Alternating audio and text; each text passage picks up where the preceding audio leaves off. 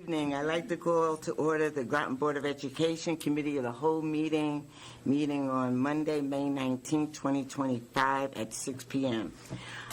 In person is Jen White, Dean, Antipas, and myself, with the Assistant Superintendent and the Superintendent, and Sam, the Director of Facilities.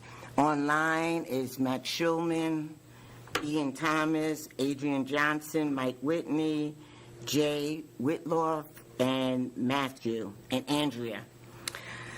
The first order is review of the minutes dated May 12, 2025. Do I have a motion to approve the minutes? So moved. Moved by Dean. Do I have a second? I could do second. Okay, second by Jen. Any comments? Matthew? Matthew?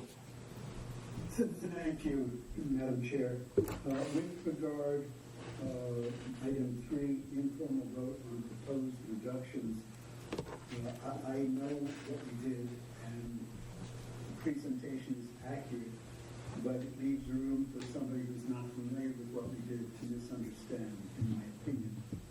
So I would like to see that first line read something to the effect of, and you pick the language if you don't like mine, informal vote on proposed reductions, parenthesis, a no vote meant the person was voting not to reduce. Okay. Any other suggestions about the minutes? Adrian? Yeah, there was some discussion on that line item for 1,700 when we reached 12.15. I apologize, I don't have it right in front of me right now, but that line item, about a $40,000 reduction. And I went and re-listened to the meeting, and at the end of it, it was, at least to my understanding, the superintendent was going to find that $40,000 in central office outside of the $43,000 salary reduction line item. Mm-hmm. I could only get to 34, whatever it was. We just saw that in minutes. All right, well, we're talking about the minutes. Okay. Right. So Right. This is what already happened in the meeting, so I just wanted to. I'll have Joyce listen to it, Adrian, and try to see if she can't get a good quote. How does that sound? Is it Joan that does it or Joyce? Joan does it, and Joyce will just double check and listen in. So, Okay? All right, so are we going to vote on it again then? No, we'll just correct the minutes, that's it. We're not going to vote on it again. All right. All right? Well, all right, yeah, that's All right. Any other questions about the minutes? Comments? Okay. All those in favor of approving the minutes of May 12, 2025, say aye. Aye. Aye. Aye. Okay. Objections? Abstain? I'll abstain. Okay. Who's that? Ian. Ian. Okay. Thomas. I will abstain also because we haven't resolved the 50,000 that Adrian brought up. Okay. I'm not sure it's nothing that we presented, so until it's All right, fine. long, I'm just going to abstain. Okay, that's fine. Yeah, is this as amended or just the minutes? This is the minutes. Oh, yeah, so I'm going to abstain if not. You abstaining? Yeah, so we're not going to accept the amendment by amendment of correcting to the record of $40,000 reduction in the superintendent's office. We can. We did talk about it, so I have no problem accepting that, the $40,000. All right, so you make a motion to accept the minutes as amended. Well, all those in favor of the amendment of the $40,000. Beverly, Yes. Beverly, it's Andrea. Unless I'm missing something, I thought the minutes were to reflect what was done. not what should have been done or what could have been done, but what was done and what was said at the meeting. Maybe I'm wrong. I could be wrong, but I don't think so. No, you're correct. But if he wants the $40,000 in it, it's no big thing. Well, I guess, I'm Well, sorry. it is if I can't find it. Yeah, but if we talked about Yeah, yeah. $40,000, That's the point. Is Adrian arguing that that was discussed and that's not reflected in the minutes? Right. And if he's That's what saying, he said. then that should be reflected in the minutes. minutes, Yeah. that's what he's arguing. I've got no It was problem with discussed that. And it was reflected, not reflected in the minutes. Okay, all those in favor of the amendment of adding the $40,000 on line where it says 1700, 2312 and 2314, say aye. Just, sorry, I got a quick question, sorry about this. Didn't Matthew suggest some wording changes too? Should we fold that in? Yeah. Okay. What's the wording changes, Matthew?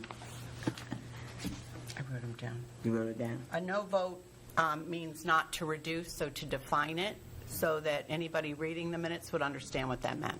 Yes and no. And Okay. Well, if I may propose an alternate, just so it doesn't look like we're just talking about the no votes.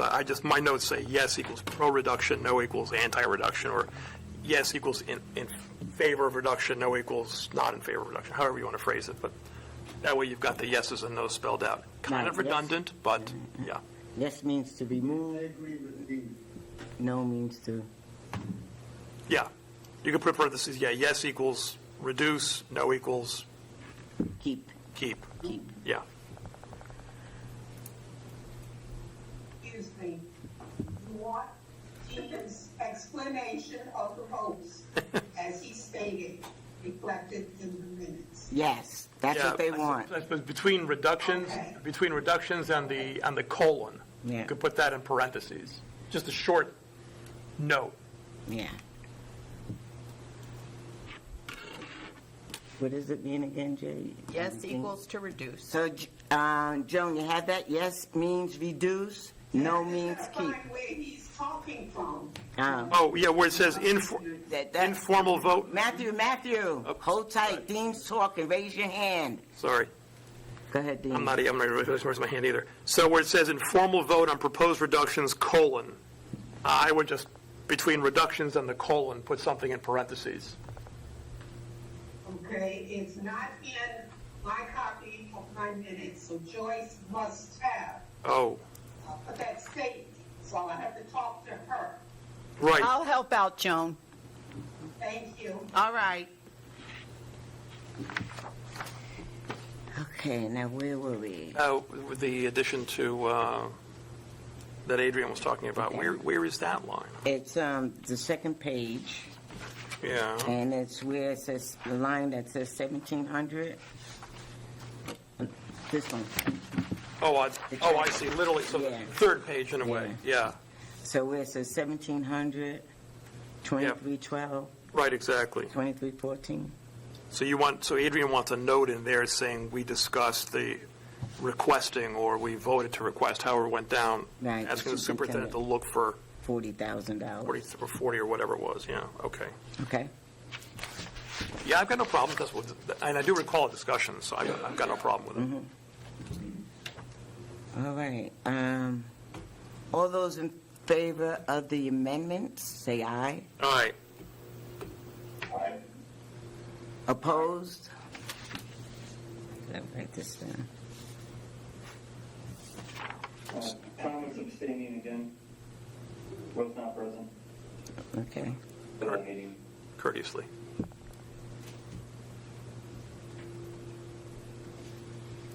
Okay, all those in favor of the minutes as amended, say aye. All right, Opposed? Aye. Abstentions? Abstention, Thomas. Okay. I got that. Okay. Next, discussion of the FY I have a 26. question, if I may, Beverly. Yep, go ahead. Okay, I'm looking at the three-page sheet that was submitted along with the rest in the packet. And on that sheet, it lists the cow, the next to last line from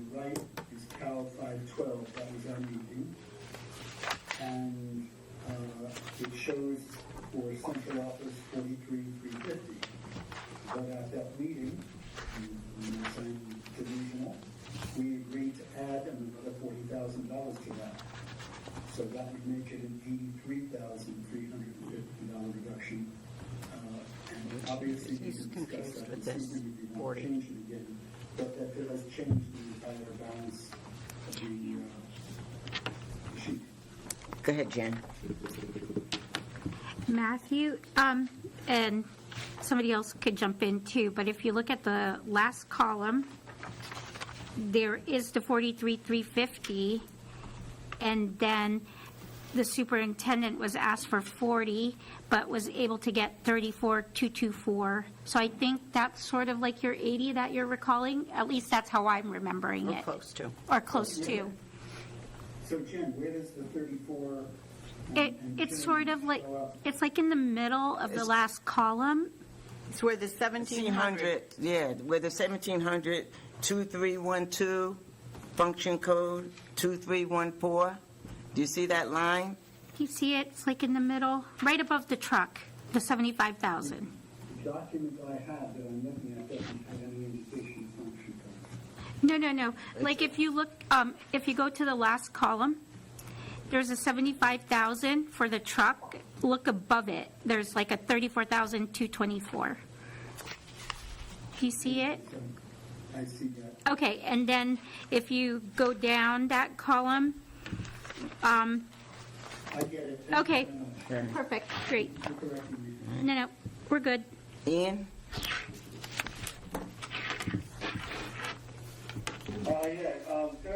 Can we just have the thing projected on the screen, please? Oh. Let me see. Ray, are you able to do the projection on your screen since you're logged in? Yep. And that one goes to 519, which was today's work? Hold on, I put the wrong one up. Yeah, I need the one that is today's. The smaller one? Yeah. The sheet. Huh? Yeah. Okay. Dean, we're on this sheet. Yeah. What's the sheet here? That was Got the it? one before we, yeah, do you have the PDF one so it fits better on the screen? Hold on, we can find out.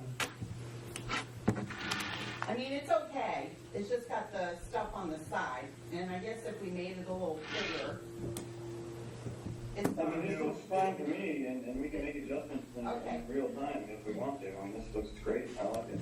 Okay, good. I'm glad you do. Because we balanced the budget today, folks. Just to let you know.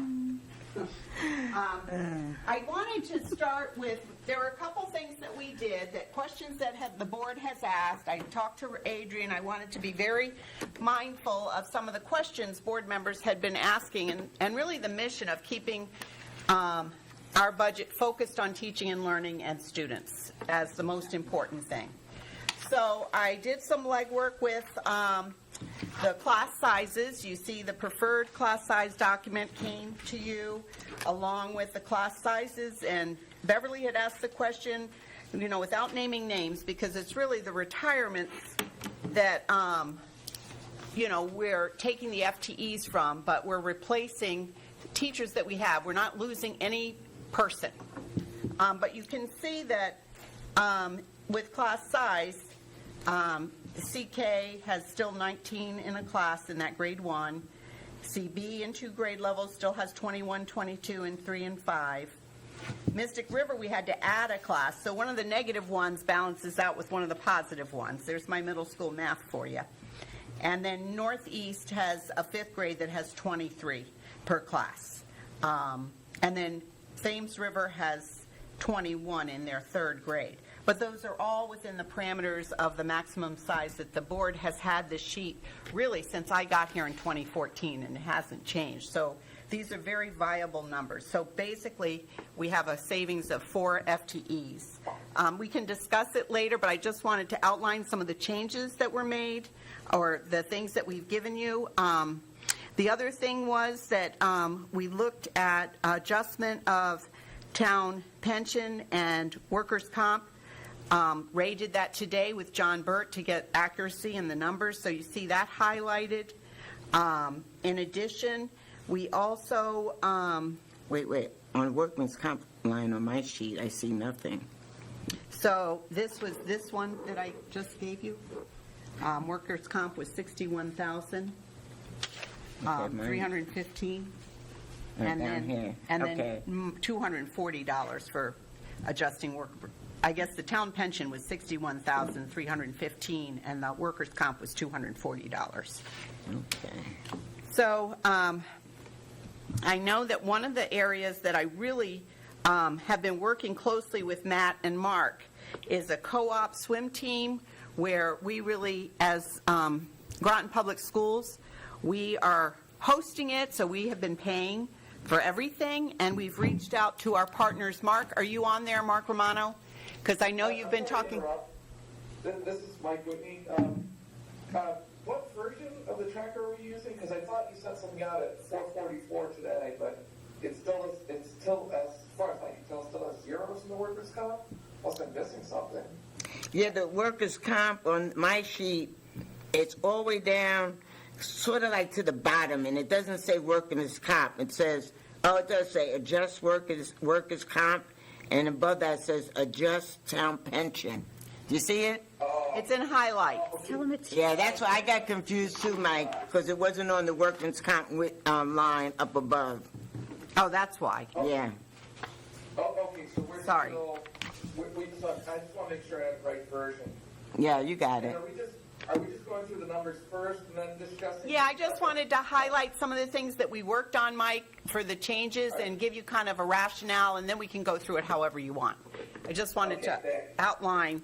And Mark Romano has multiple games tonight, so I brought him in and I said we would kind of get to the co-op piece now so that he could speak to it. But he has talked to several other athletic directors. I think New London and Stonington are involved, and maybe St. Bernard's, and we're trying to work out a co-op, which is really a true co-op, where other districts will help support us in this. So we're looking at that 63,000 number to be supported. And, of course, there are some stipends that we pay, and pool costs, which were like $45,000 right off the bat.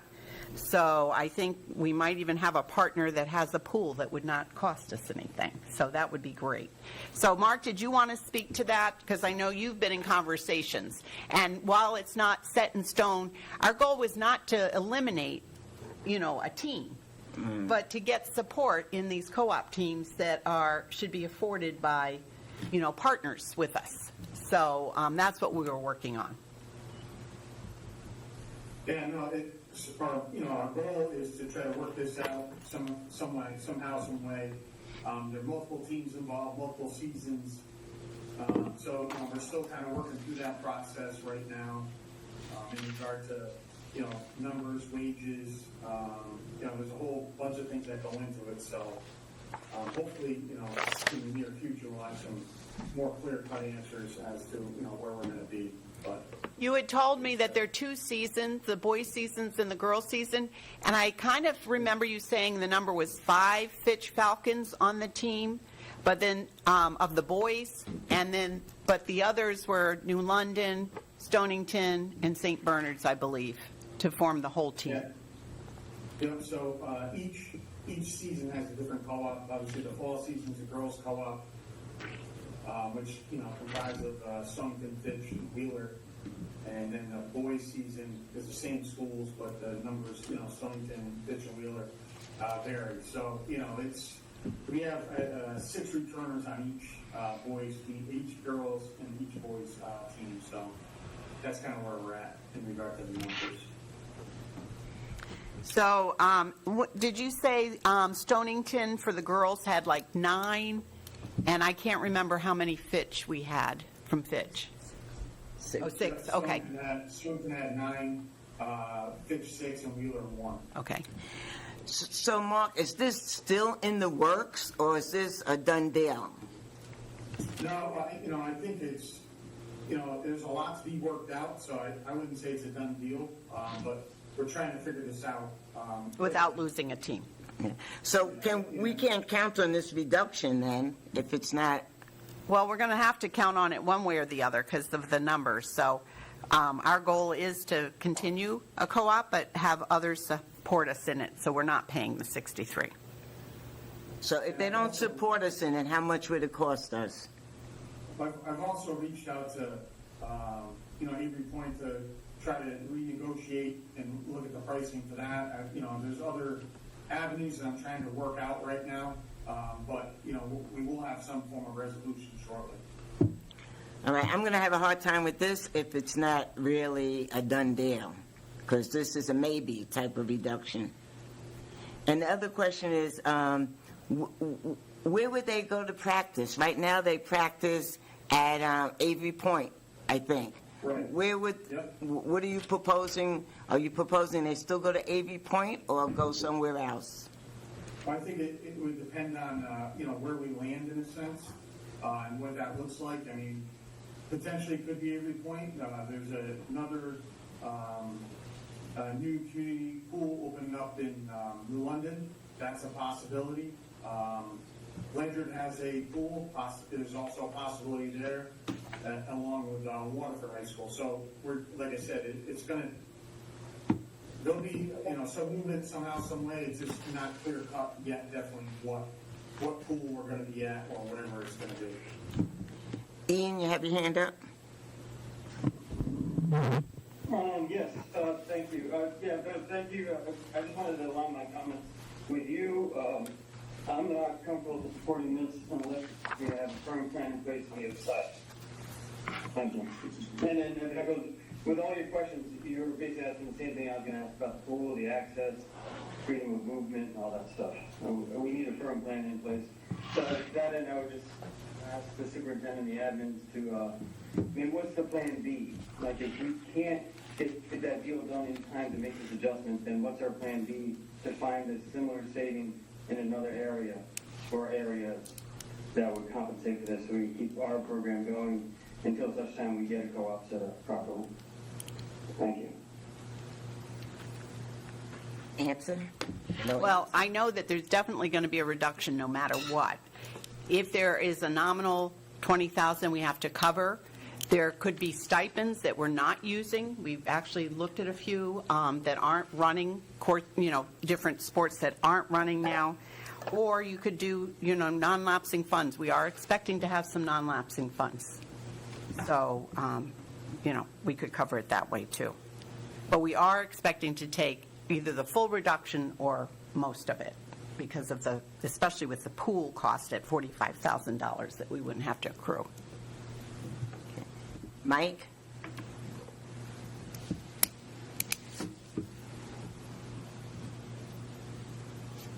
Mike, you had your hand up? Oh, yeah, sorry about that. I think you said there were six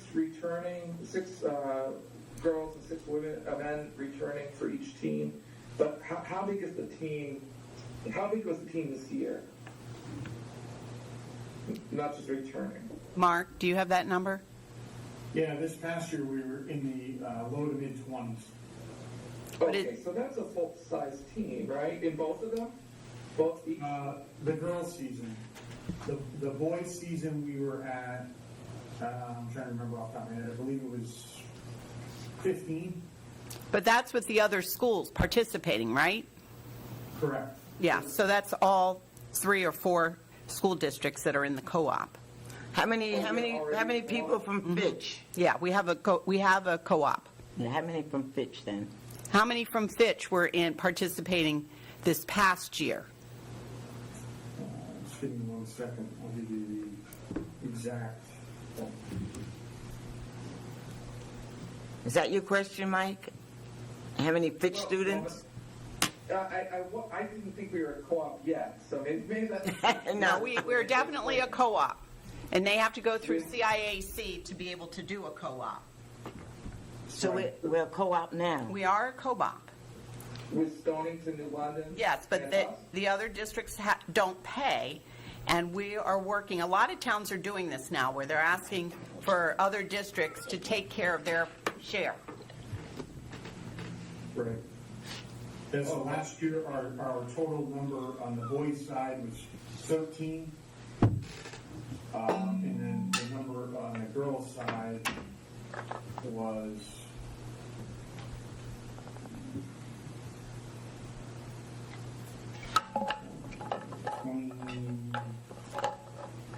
25. And how many from Fitch? Fitch, that's going to take me a second on that. No, that's fine. It's just those are the phone numbers. Right. Okay, so one thing, I want to make a comment. This is more for our budgeting. Last year and every other year, basically the last page of the budget book was, actually the last 2 pages of the budget book was a breakdown, functional breakdown of all the activities like swimming, lacrosse, football, drama, everything. It's like 2 pages. And I found that as a valued resource. We don't have that this year. So one, next year in the budget, we should have that. But going off of this current year's budget, I totaled up the swim team and the 2 of them, and the total budget was $64,000. So with this plan, we're not planning on paying anything, and like the other people pay. That's my confusion. So. That's a good plan, Mike. Since we've been funding We're going to pay it, $1,000. since we've been funding it for a couple of years, I think we get a break. Why No, have I'm we just been kidding. funding the whole thing for a couple of years? I think that's the way things had been done with these co-ops. Mark, you know more about these co-ops than I do. Well, it could be the co-ops, but why aren't the other people contributing to the co-op? Why were we paying? That's what I said. That's why we're asking. Yeah. I don't understand that. Yeah, no, it's been going on for a while. Certain teams, like, for example, Stonington has helped contribute in the past. For example, over the last few years, we have bought a new timing system and pool pads and stuff like that, or touch pads for the pool. So, they have been helping contribute to that. And the teams have done some fundraising to help support that as well. But, they are 2 very successful, programs as well. Yeah. I just want to mention that with 4 great coaches as well. So, Well, by no means is this taken lightly. yeah. Well, I believe that, but with no disrespect. I mean, when you saw that we're paying the whole co-op fee, why didn't somebody bring that forward and say, listen, board, you're paying the whole co-op fee. You might want to do something about that. Anyway, Matthew. Oh, and one more question. Go ahead, Mike. Yeah, so just be clear, in our tracker, like farther up, we have athletic supplies, and I assume, it was never clear if that was from the same budget or a different one. I think it's from the same one, and if so, we only talked about $4,000. So this $63,000 is extra on top of that the board never asked for. I mean, if it happens, it's great. But I just want to point out, like, we didn't ask for, you got to find $63,000 cuts or No. 67 somehow. Like, we said 4,000, and for that level, like, I guess I can see that as being workable, even though it might have some hardships. This 63,000 is like a different way of operating, I guess, but might be a better way. So if we have some uncertainty, maybe we go half and half, thinking that the women's swim season is in the fall, and you might have a little more time to get it done for the men's. So, Mike, the job for us was to find $167,000 in order to balance the budget. So that was the goal. So that's why we confirmed with the town for the workman's comp and the town pension. And we also, came up, I worked with the high school, really scrutinizing all parts, because their high school budget, as you know, is the biggest budget that we have, and athletics is a big piece of it. So working with Matt and Mark, we looked at this co-op and felt like this needed to be brought to your attention. And I talked to Terry Henkel. There was concern, I know I talked to Jay about this, that we have sufficient funds, and he came, and Terry Henkel's itemized list came up to be about 17.5 in material supply cost, and then another 2.5 for transportation for these community events that they need to be part of. So that, we made sure he had 20,000, and that, he was very happy with that. So we're only reducing his budget by the 30,000, not the 35. So it was really a math problem that we had to solve. So we looked at things that would be least restrictive, shall we say, and most productive, and that's where we came up with it. And I think you see that we got all the way down to 105,500, or I can't read without my glasses, $925. And so we said that could be tacked on if it didn't come through with, the funds. We could look at the non-lapsing funds for both of these situations, for the co-op, but I would like to solve that problem in solving this problem. So, but we can look at that along with the 105, 925. And, but we actually said we could also add it to the health savings account, because I know that Ray had a good conversation with Dee and John about what was still in that account, and Dee believes it's going to be over $4 million, 4.2 or 4.3 million by the end of this year. Is that right, Ray? Is that for the board only or for the board and its town together? It's the board chair. Oh, 4 million, almost? Over. Yeah, over. Okay. All right, Matthew, did you have your hand up? I did. Yeah, I did. My audio's on. It's amazing. So we're doing two functions tonight from my perspective. One is to try to find the cuts necessary to be within what the council, in their great wisdom, decided to do with their budget request. And we'll do that. But I am a little concerned that with all the detail that we had in our budget, I cannot recall ever seeing the word co-op swim team anywhere. I'm also concerned that I think I heard somebody say, and I don't want to attribute it, it might have been Mark, it might have been you, Susan, I'm not sure,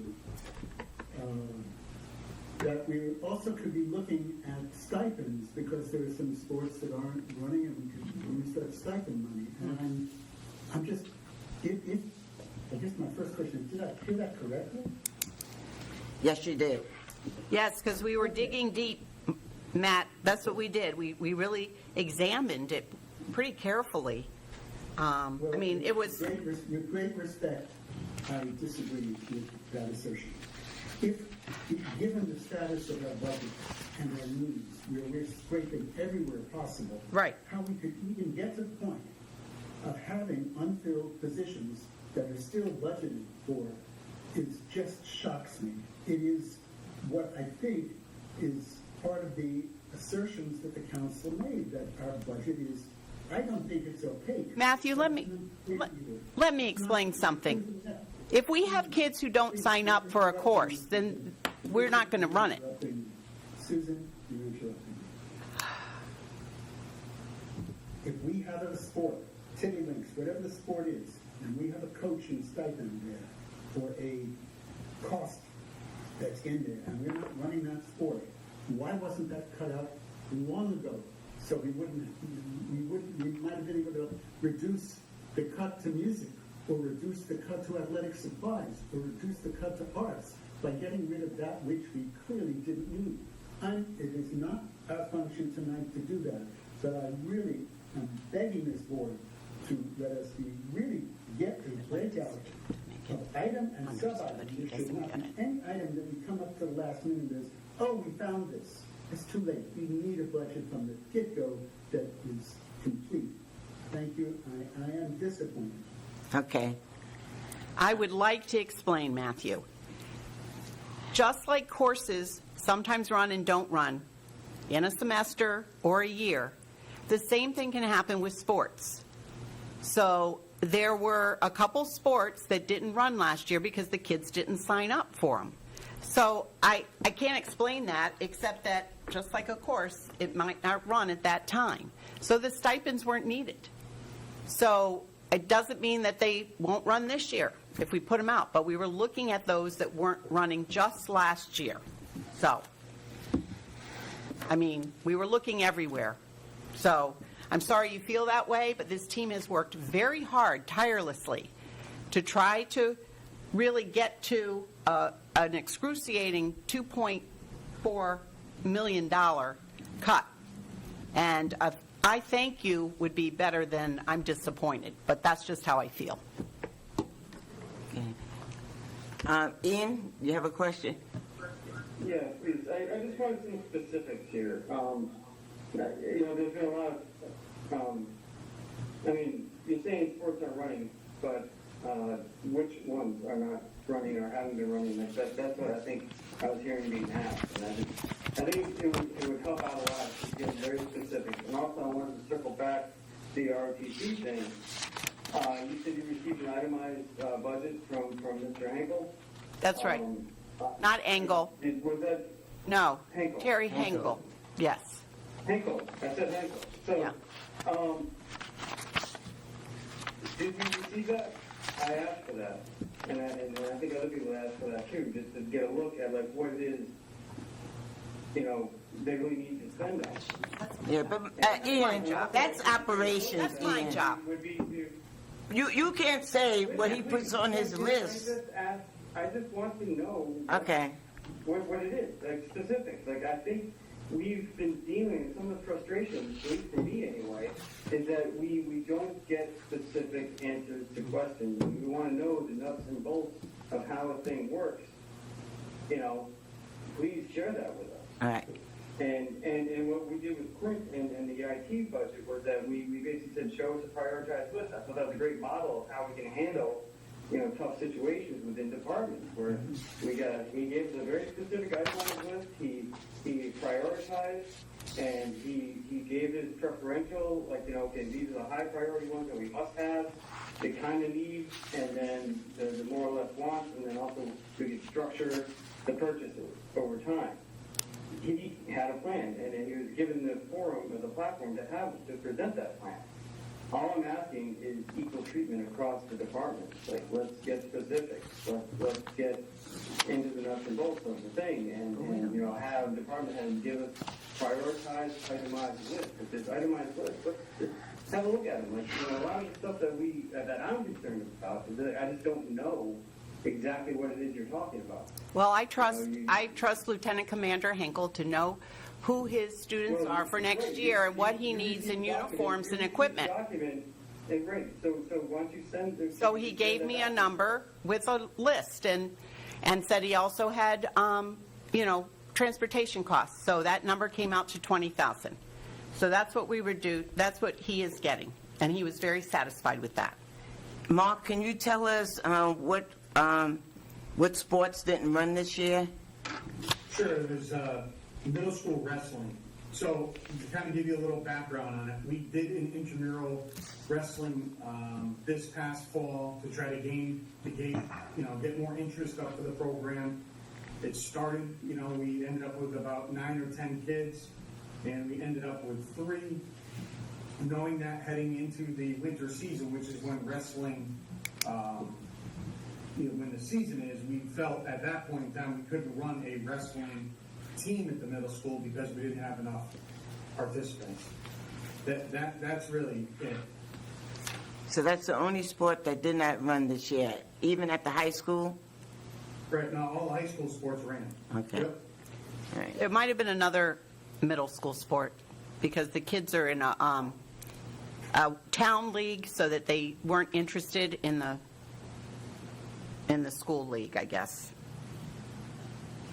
I can't remember. Well, until we don't know what other sport that is, so I can't write that down. Mike, you have your hand up again? Yeah, I do. So for the JROTC, well, we did ask for that list. I thought it wasn't in the slides, so I wouldn't have looked for it that. But the other thing is, I also asked for how many students are currently involved in the program. In the, how many students in the program?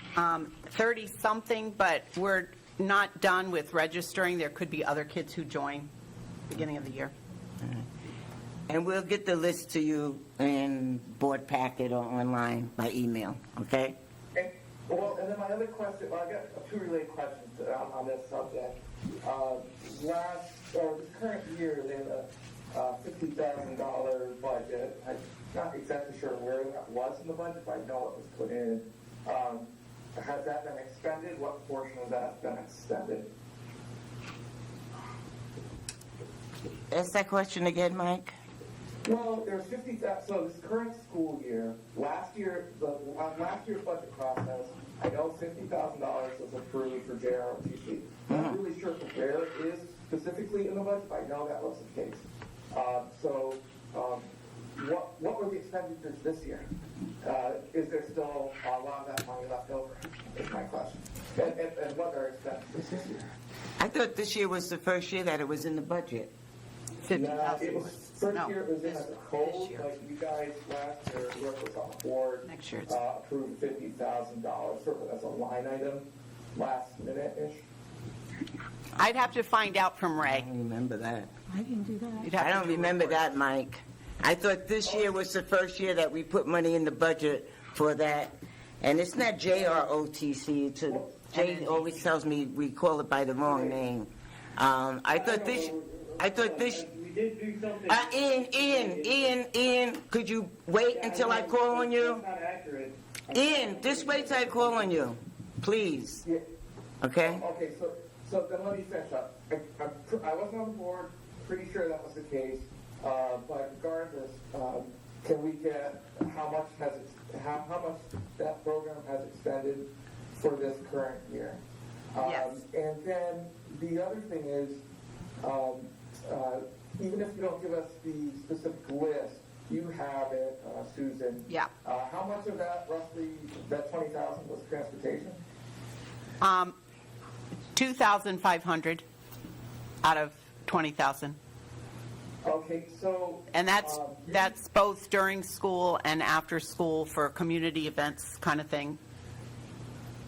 So that would have to be somewhere else, because as we have it in the budget, I forget the code number right now, but it's military affairs, and there's only one object code in there, and it's for general supplies, and travel is in general supplies. All right, I'm gonna let Any budget for that? Anne Marie jump in here, Mike. Okay? I think I can provide some additional information based on some information that was shared with us by Mr. Hinkle. First of all, I want to say that I guess the first year, and this predates my time here, but according to this information I have received, that the first year of the budget was the 22-23 school year. $50,000 was requested as an initial startup program, and based on what I can see here, so the budget was requested in 22-23 for the 23-24 school year. There were 67 cadets that were involved, and the purchase orders totaled that year just under $40,000 at $39,931.54. This year, to date, the purchase orders have totaled just over $17,500, $17,575.14. What we What was budgeted. appropriated for them? I don't know what was appropriated. It predates my time here, but I'm just kind of filling in some of the information that you've asked for in terms of when was the first year that they were provided funding. And that was, again, a $50,000 initial request. The request was for entire unit of flags, color guard items, and uniforms for the students. And it looks to me like just under $40,000 that year was used. This year, I do not know what was allocated to the NJ ROTC, but they've used $17,500. Thank you. And I do You're want to welcome. point out that something around that $17,000-$18,000 range is in line with a lot of the sports. And if the number is in the 30s, that's sort of in line as well. And so I guess it's viewed more in that sense like a sport than it would be an after-school activity, which really is just the stipend. So that'd be a few $1,000s rather than quite a bit more. But I'm hoping someone else to speak to the 50,000 K in this current year budget, because I wasn't there for it. Jen? Mike, I don't recall us putting 50,000 in the budget. For some reason, and I don't have my paperwork in front of me, but for some reason, I thought it was funded outside of the budget process, and that this was the first year that we were actually putting funding aside in the operational budget. But like I said, I could be remembering incorrectly, but I don't think we did anything last year regarding funding, because I remember several meeting. Yeah. It says zero in the Yeah. budget book, Mike, for last year. For FY '24, it says zero. It says zero because that function code didn't exist. Oh, yeah, that's right. Okay. So it appeared at least in Somewhere the else. student activities and athletics account. So Okay. was that 1,500, like maybe it's 1,523 or something like that. But and that's the 50,000 isn't there either. But so maybe I'm wrong on this, but I wasn't there and really thought, looking back at it, that was part of it. Ray, do you have any insight to that? I'm running a search right now. Okay. I'm not having much luck, but I am running a search. Okay. As soon as I find something, I'll let you know. Okay, appreciate Well, it. even if it was in athletic supplies, they only spent $17,500 last year. So wherever it came from, or wherever the money was allocated, they only spent $17,500 plus, what did you say, 2,000? Yeah, 2,500 for the transportation. Yeah. So that's what he felt like he needed this year. So that's why you came up with the 20,000. He was using actual numbers. Yeah. Yeah, We took the 30,000 out of the budget. right. So wherever it came from, Mike, that's how much he actually spent this year. And that information, as you say, that's the most important part. So I'm very Right. supportive of this program. It's just not. I just want to make sure it's funded adequately, not overfunded. Thank you. And I want to say, too, that I know you want the sheet, but as of today, we just have to trust the superintendent is giving us the right numbers from Mr. Hinkle. Well, I she mean- has it in front of her. Yeah. She has the Oh, same yeah. thing that I got. Oh, yeah, Anne Marie has it in front of her. Yeah. So the superintendent did give us the right information. You all just don't have it in front of you. But we have it here. Anne We just Marie reviewed it. just Yep. gave it to you. Jen? That's what I was sort of going to say. If the person who is running the department says that they need 20 or 25,000, I can't remember how much you left, then we need to go with that number. And if they should exceed that number, they would come back and say, hey, I need another 5,000. We had put in 50,000 during the month of January, but if we don't need it and we're at the point where we need that extra 30,000 to fund like part of a position, then I'm okay with the reduction of 30,000 here. All right, moving on. No, hold on. I've had my hand up for quite some time now. Okay, go ahead. All right, so first off, there was a problem with the program that first year. There were no jackets. So we had to allocate extra money to it during the budget process at one point. Second, it's important to note that while, yes, it seems like an activity, it's not that simple. It is also a curriculum-based. It is a class. It has an academic component as well. You're right. So there's layers. There's also like texts and things that have to be done. And texts that have to be conducted, like and also, the book. So and again, like it was not, I would really just push back on the idea of like, it's not about trust. That's not a fair statement. What was asked for was just itemization, just so we could understand better. Okay. Exactly what it is, what's happening. And while I'm glad that that's been communicated through the admin level, it's not communicated to the board level. And I can appreciate the verbal sharing that the assistant superintendent just gave us, but like, we asked for the documentation just so that we can have it to refer to, like, in front of us. It's a lot to keep track of. And The reason I ask for documentation is because I like to be able to look at things as people are talking and I kind of verify like my own understanding of the situation. Yeah, but you don't know. And so like, you know, there's a little bit more to this program, you know, than it's not. But just- Ian, can I stop you? Because we spent 20 minutes on this. If the person running the program says he only needs $17,500, why are we debating this? Please don't raise your voice at me. But you I am just saying that we asked for documentation on that. Okay. And it's not provided. And I said she'll send it to you through email. So let's move on. No, we're ready to receive. Okay. Please, thank you. You want to send it to the board, that whatever? Send it to him, please. Jeez. We're wasting a lot of time on this one little thing.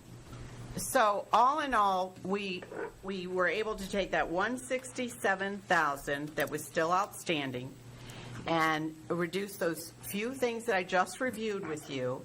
And there was 105,925 that we put in the health benefits line so that, you know, we went from 1,060,000 to 1,166,000.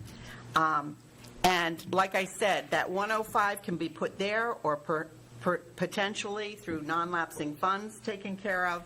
But we basically were able to get it down to zero. So we came up with what the town council had reduced us to, which was $92,004,575. And it was not easy. It was very challenging.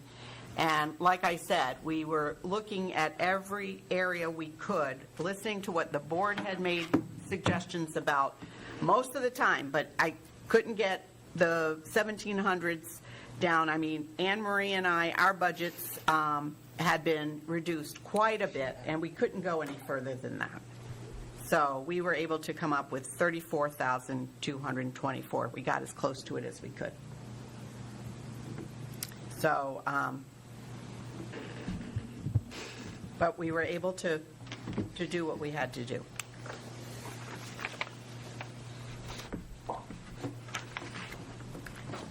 Mike? Thanks. On the art supplies, music, or you're still there, and maybe the P one, I see it's still like $1,000 off of them. But I think what we landed on was maybe a 10% cut, not a 20% cut, or something like that. So I'd like to see a little bit put back in there, because cutting music by maybe some of those, if it's $1,000 cut, it's not even worth making, honestly, because it shouldn't be that high. That's like a 20% cut of the budget, I think. And then if it's less than that, why even do it? So I don't think we, as a board, I might be wrong on this, but I think like when we got to a decision or a straw poll, we weren't that high on those reductions for the supplies. I have a question about two other things, but that one's separate. Were we supposed to take 10% off of supplies, Mike? Yeah, that was under minutes. I thought that was it. Yeah. Not anything. And that's way Did you more. take more than 10%? We did, in some areas. Yep, All right. yep. Could you explain that? Well, just that we felt like we could take it. The athletic supplies alone was $2,500, so we took $4,000. So we took, a little more.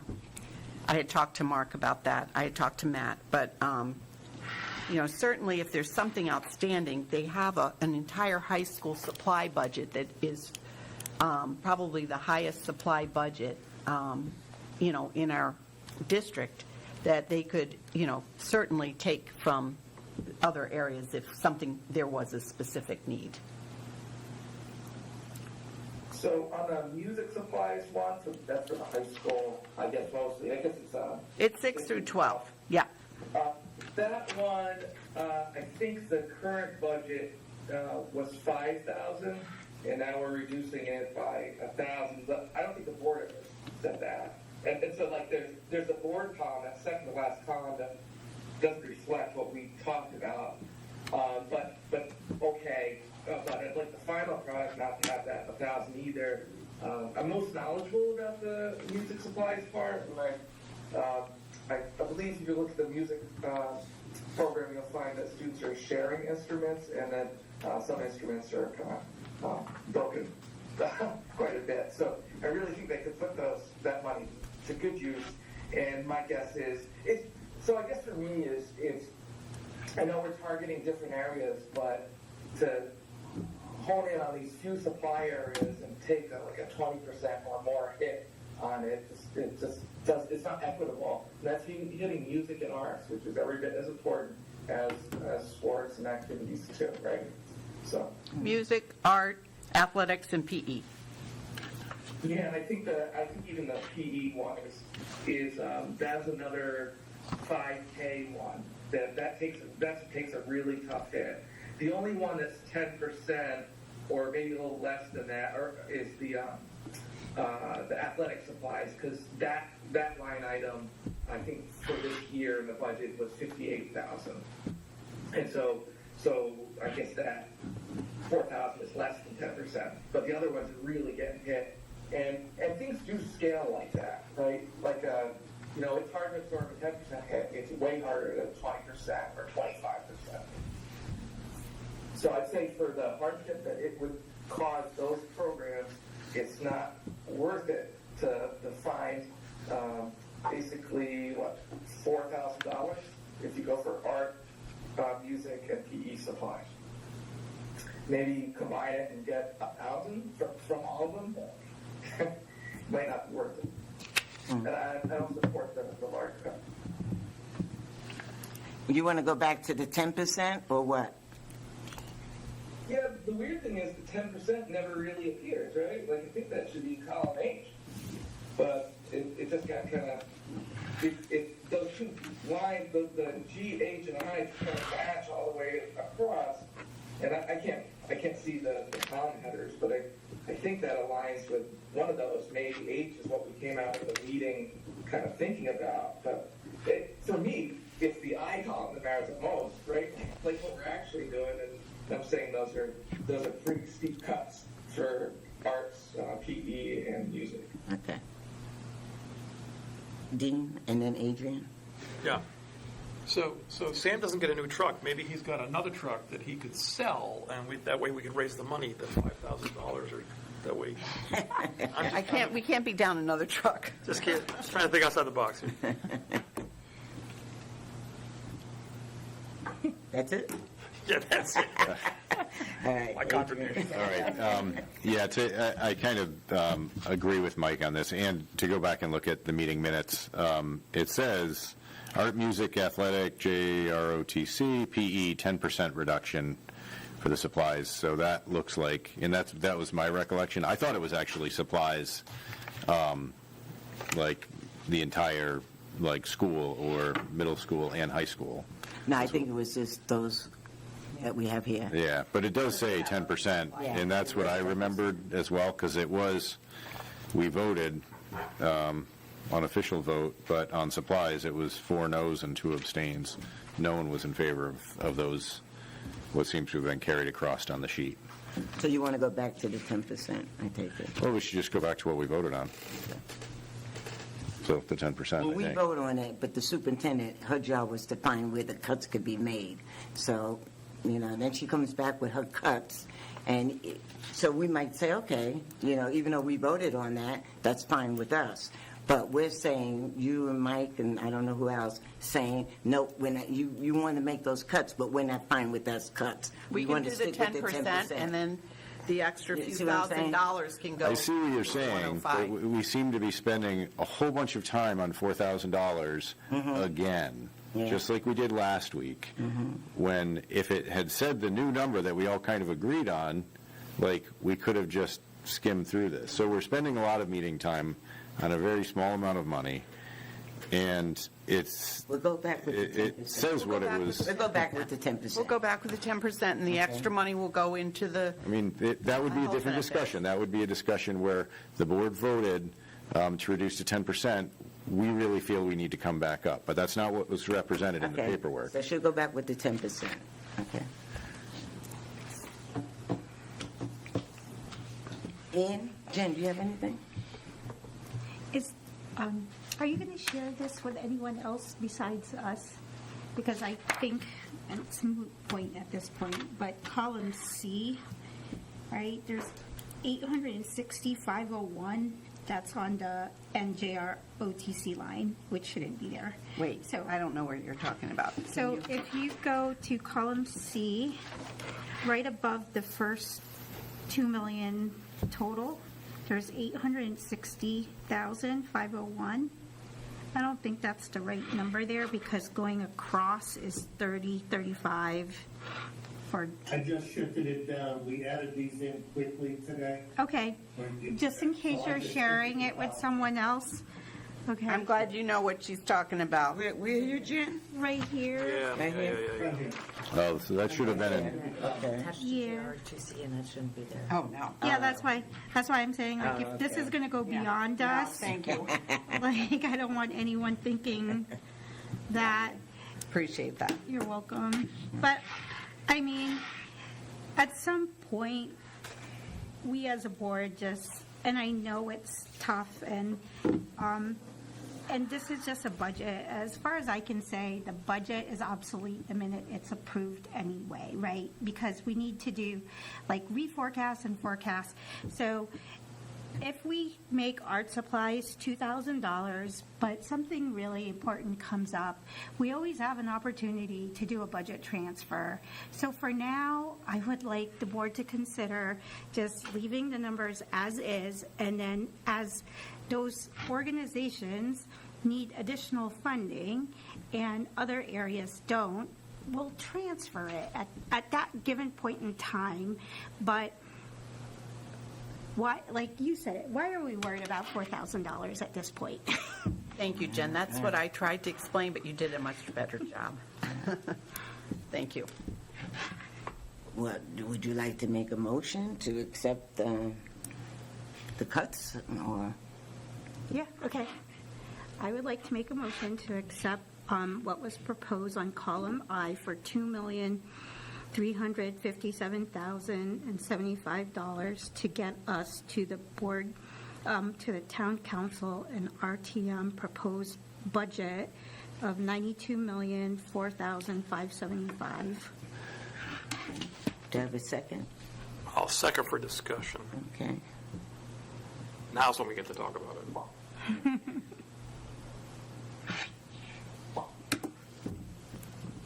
Okay.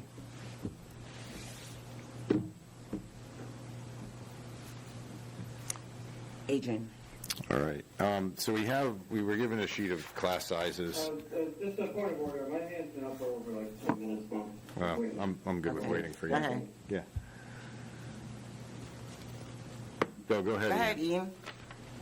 Okay, yeah, so, long story short, you know, and actually I'm glad Jen brought this up, is like, we set numbers, and, you know, if they're not quite there, then, you know, whatever department it is that feels they need an adjustment, it can come and you know, to the admin, and the admin comes to the board, and we make adjustments on the fly throughout the year.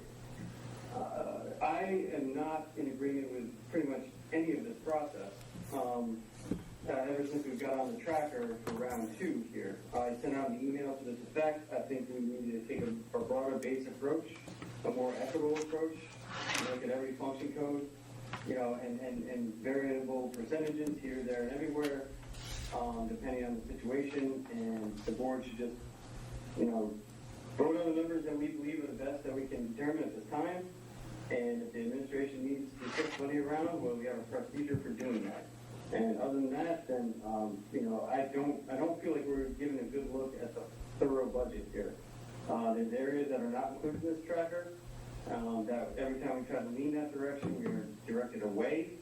You know, honestly, like, we're not approaching these adjustments in an equitable fashion, in my opinion.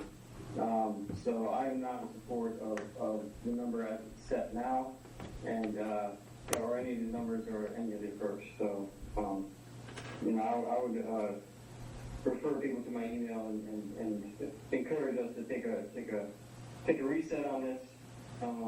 But that would require the board to take a rather strong position and vote in a way that takes command of the budget and then sets the numbers as we see fit, and then let the admin come back with adjustments that they see fit throughout the year. Thank you. Adrian?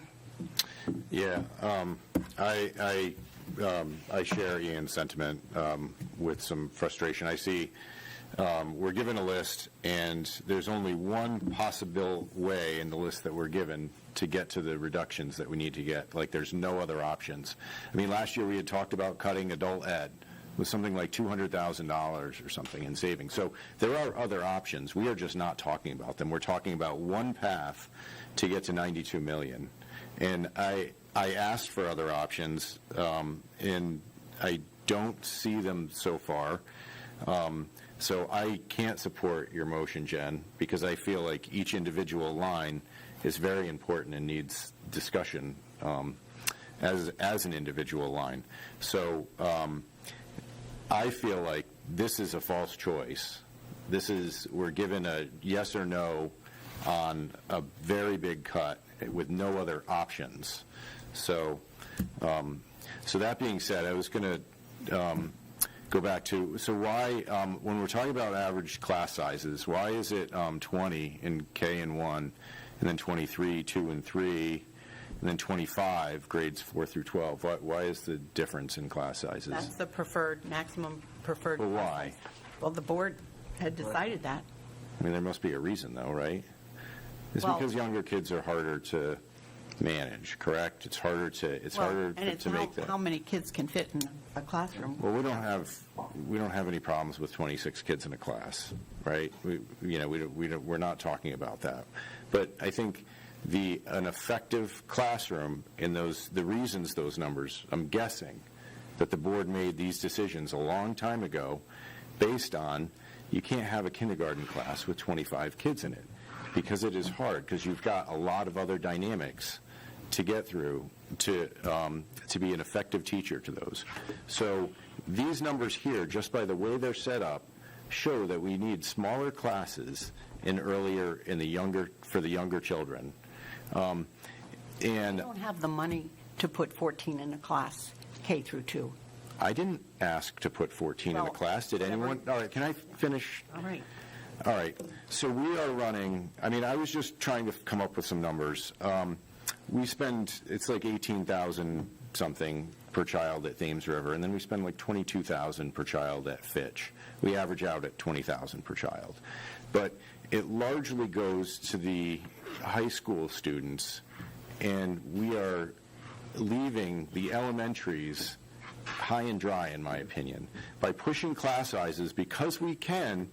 But I just went through and wrote down, so the classes under 10, IB Theory of Knowledge 9 kids, IB Math HL 11, 7 kids, IB Math HL 12, 3 kids, IB French 11, 2 kids, French 12, 6 kids, Spanish 12, 8 kids, IB Music HL SL, 2 kids, IB Visual Arts, 5 kids, AP Calc BC, 8 kids. That's the only AP class that had less than 10.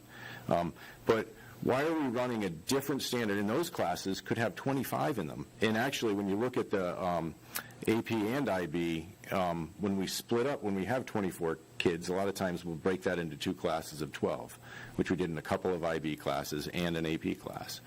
So why is it a different standard? We're running a different school at the high school, spending way more money on those kids, and we are missing these kids in elementary. And we know from the statistics, if we don't get kids on grade level early on in reading and math, we are not going to get them back. Statistically, they're not going to, chances are, they are never going to catch up. So, and here we go again, cutting elementary, pushing the class sizes up towards the maximum class size, and not doing anything in the high school to correct the small class sizes that we're running up there. The average class size at Fitch is 16. The average AP class size is 17.8. If we just go to student-teacher ratios at the school, I did some looking at that. Fitch is 11-1, very low compared to surrounding districts. It's like 14-1, 12-1 in some other districts. So we are running a lot of programs at Fitch, and a lot of great programs, but we just aren't a wealthy district. We don't have the funding that all these other schools have. So I feel like there's a lot of things that we can discuss. I don't agree with reducing elementary teachers and pushing those class sizes to a max. I think that we're shooting ourselves in the foot down the line. It's going to cost us money down the line, and we're going to have the same discussion next year. It's 4 classes. This is how we've always, looked at the enrollment based on that to be fair across all the schools, to look at what the board has selected as their preferred numbers, so that you don't have 14 at one school and 17 and 20 at a different school. So with the lottery, that's really helped us, with the transient nature of the schools and being able to have ways to move kids into other schools and magnet slots, we've been able to fairly distribute our kids so that you don't have one school having more kids. Usually the military schools were the ones that had up to 27 when I first got here. We don't have that anymore. We've lost 20 positions at the middle school and high school in the past 3 years, 20. Well, how many And classroom you're looking teachers? at We're talking about numbers from classroom last teachers. year, and this year they've actually increased the class sizes with the new schedule. So I'm just saying, they're working on I'm it. curious to how that happened, but we'll talk about that in a different meeting. I'm just saying that in a more fundamental sense, we are missing out on educating young people when it's instrumental in their life outcome. I mean, it goes that far. We are working very hard to educate. I'm not our saying, young I know we are. I know we are. And I know those teachers that are stuck with really large class sizes and their classes aren't as effective and the teaching isn't as effective, are working as hard as they possibly can, but we need to do something also. 18 to 22 is not exorbitant number of kids. But we're talking about running large classes, as large as we really can. I mean, we're pushing, 23 kids in 5th grade, pushing it right up to the max, and taking a teacher out of 5th grade, when we could just run one more teacher and then run them all at like 19 or something like that. It's around the whole district to make sure that. No, but I'm just saying in one class, I forget what school it was, we were removing a 5th grade teacher, and now the class sizes are in 5th grade are going to be 23 through the whole school. Right. So if we didn't remove that teacher, it'd be like 18 or 19 or something, No, right? What's wrong with that? We'd have to look at the numbers. Yeah. I think we should look at the numbers because I think that's important. But I don't see I don't think this is a good choice for our district. I mean, I've kind of gone off on this long enough. So I don't agree with cutting elementary teachers just because we can, and we're forgetting about all of these other places where we're just shoveling money for a small amount of children. All right. Thank you. Thank you, Adrian. I think that Mike and Matt were ahead of me, but I could be wrong. I'll leave it to you. Go ahead. I'll get them. All right. A couple of things. I remember a gentleman many years ago, he's since passed away, who came to a meeting. I don't think it was a school board meeting, it might have been the town council, but he came to a public meeting, and he said, I did an analysis, and he said he counted up the number of classrooms that we had in our schools at the time, and the number of students that we had at the time. And he said, I come up with an average of 11 students per classroom. And therefore, we probably have twice as many teachers as we need. Now, people said, no, that can't possibly be. Sure, there were some classes that were, less than probably 11 kids or less than 10 kids or what have you, specialty classes and whatnot. But no one could believe it. He said, I did the math. So I'm sure you were very careful when you came up with your numbers. But I have seen examples of gross, large aggregate calculations that can be, in that case, he had to have been wrong. We can't possibly have 11 kids per class on average. If so, we do have a bit of a problem. So one, I'm always cautious when I hear numbers like that. But I agree with the principle of what you're saying. my bigger point is this. We were told this is all by the RTM, by the authorities above us, right? By the Olympians. This is what you've got to get rid of in your budget. This is the number that we approve. We're not interested in how you get there, but get there. So now we're thinking, okay, here's a number we have to come to. You know, we got to find whatever the cut is, the $2.3, $2.4 million. There are two ways we could get at this. Either the superintendent and her staff could say, here's my suggestion, or we could say, we're not interested, or thank you for your suggestion, and we come up with our own list. And not for the first time, and not just in here. I've seen this on the council as well. The executive that was hired comes in and says, here's my list of where I think we should cut things. We don't have to approve any of this stuff. We could all vote this stuff no, but we could all vote no on this. We don't like this approach. We should address other areas. I agree. Then the alternative is we have to come up as a board, the 9 of us together, or at least the majority of us, have to come up with an alternative set of adjustments, but adjustments we must make. So, yeah, some of us could look at this and say, thank you for putting this together, and it's not like you made it up in a vacuum. You do run the schools after all. I presume there's some competence built into this. It may or may not match our priorities. Some of us will say, fine, because we agree with it. We may say fine because we just don't want to do any more work. We may say no because we would like to come up with our own list. So there's nothing stopping us. And I know Ian said we're always steered away. And I'm one of the top skeptics of anybody, put into authority. But we have to be fair. This is a list put together by the super. She's saying, here's my idea. We do not have to accept any of this. We do not have to frame it as, why is she shoving this down our throats? I'm making up my own words now to say anybody else said that. But in essence, that's what we're being told, that we're this is it, or, this is my way or the highway. We can come up with our own list. Let's have a meeting and come up with our own list if that's what we want to do. That's my point. So I don't have a problem with the super coming up with a list. Let's come up with our own if we just don't like this one. Something that matches our priorities. If we know what our priorities are, if it isn't going to be a question of herding cats, which it sometimes is.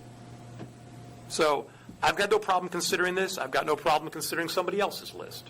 I, for one, am not going to come up with my own list. I suppose I could, if I had that much life left in me, to go through our budget and say, I think, based on my imperfect knowledge of the school operations. But I'm sure I could come up with my own list. I don't know who else would agree with me. We could do that. This is just procedurally, this has been this year and in years past, and in other bodies as well, kind of like here's my suggestion. I never take it as a take it or leave it. It just relieves me, frankly, I'll be honest, relieves me of the job of having to do it myself. But if somebody else has another list, we can get to the 2.3 million or 2.4 million, I'm happy to entertain. You're actually down to 609,224. But it has And to we be, got you down to 167, and now we got you down to 0. So you can go backwards, and I can go home. Well, it's not a question of going backwards. It's a question of we can forget all about this and then come up with our own list. Where would we get the 2.4 million? What's our suggestion? That's all I'm saying. and in whatever list we come up with, if we go that way, the superintendent has to live with it. Yeah, I've got to manage it. She runs the operation of the school district. Well, that's We don't. So- And like you said, it could that's a change given. tomorrow. Yeah, so that's a hard thing to do, that you're making a list that somebody else has to live with. And when, I want to say too, Adrian, when Jen and I visit schools, none of the principals so far have complained about class sizes. None of them have said, you know what, you board members need to look at class sizes. Now, with some of them, a couple of people did say to me, you can use more special education teachers, but they didn't say anything. And we've been to every single school, and not one principal ever said, our class sizes are too big. And realize 20% of our kids are special Okay. education, and we have extra teachers servicing these kids. So they're pushing into the class, supporting the classroom, they're pulling kids out to get structured literacy lessons. So you have beyond the classroom size. So you might have 20 kids, but there might be 4 kids who have either special education or EL services or something else. So you have an additional teacher or a paraeducator sitting by a child's side supporting him. So that classroom teacher isn't doing it alone. She has support.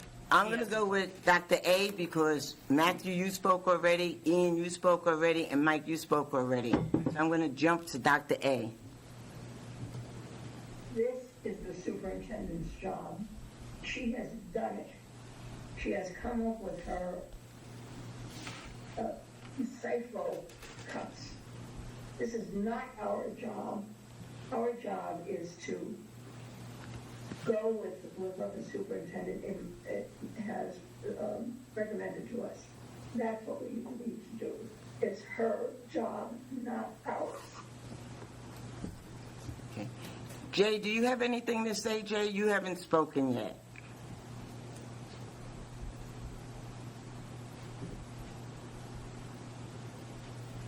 I have nothing to add at this time. Okay. All right. All right. I don't know who was first, so I'll go with Matthew because he's on the left there.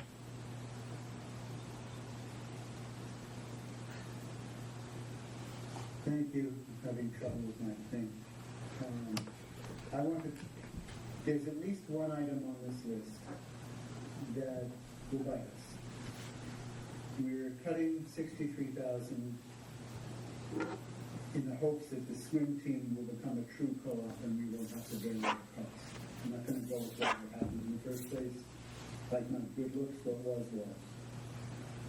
But our number of students are roughly a third. If I understood 15 on a team, on a girls' team, and 6 from pitch, we're going to pay about a third of it anyway. So we can't get rid of all $63,000, or it'll come out of something else.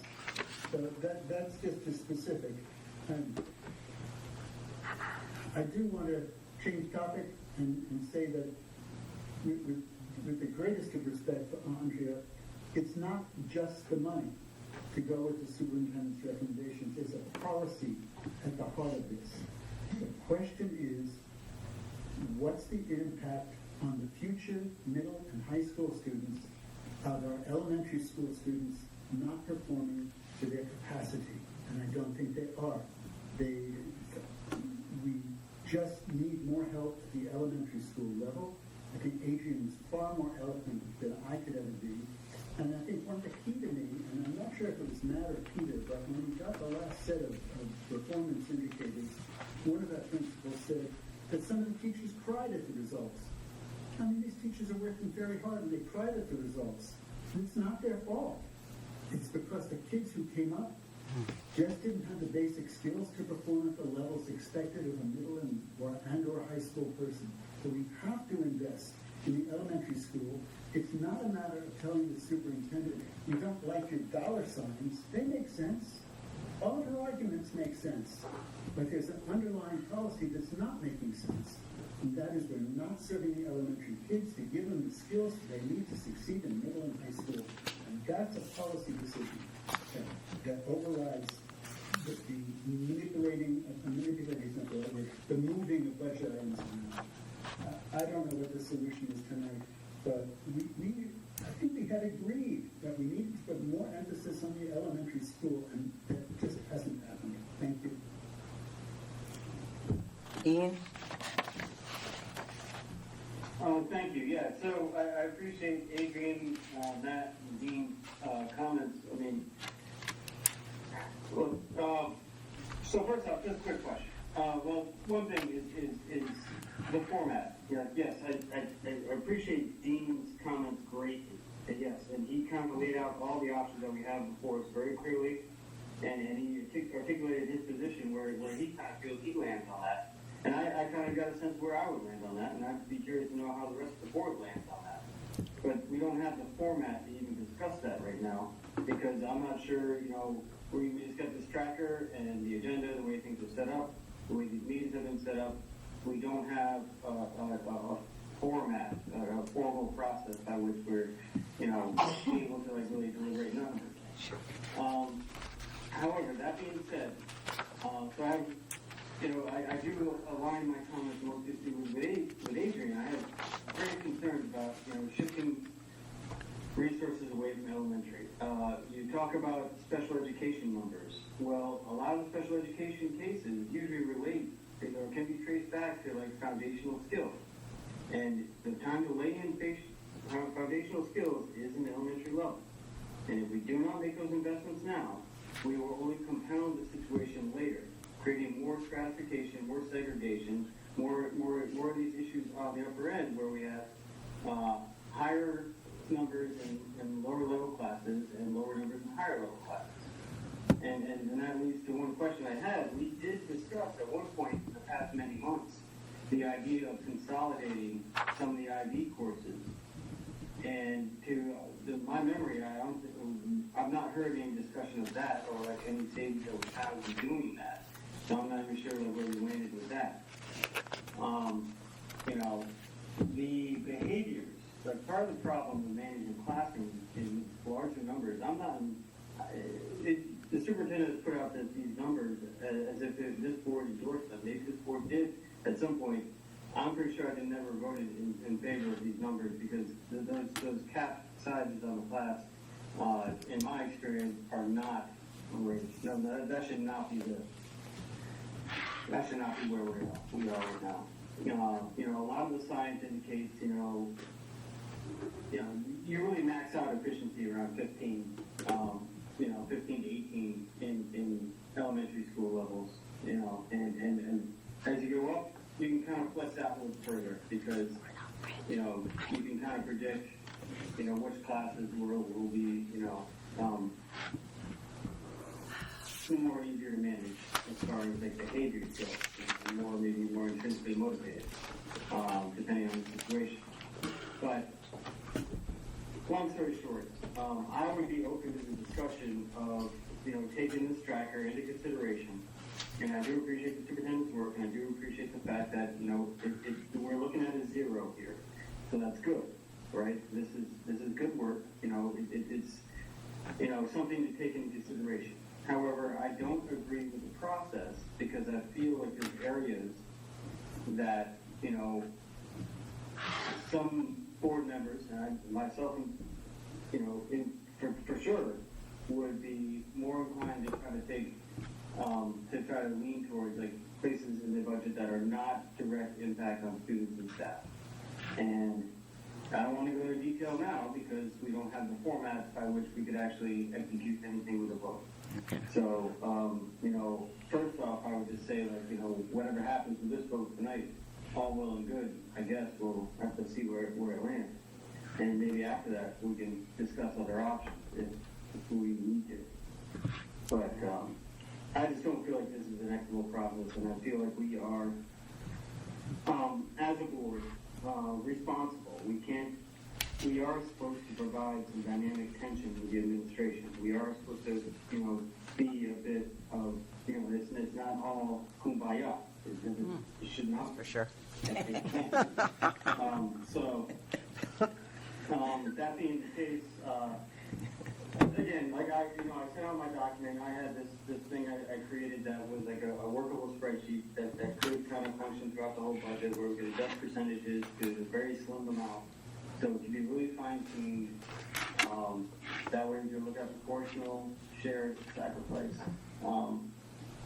That we could try to minimize direct impact on students and staff. And until such time that we're prepared to move forward in that, I'm not really going to be prepared to support anything coming forward without a process that resembles an equitable approach and across the board. Okay. Thank you. Thank you. We did say that Dr. Mancini was going to take a look at the course catalog at the high school. So, but it won't change anything for next year. So maybe it will change. They've Yes. already reduced the classes this year. They've already done this. But Yeah. let me. Okay.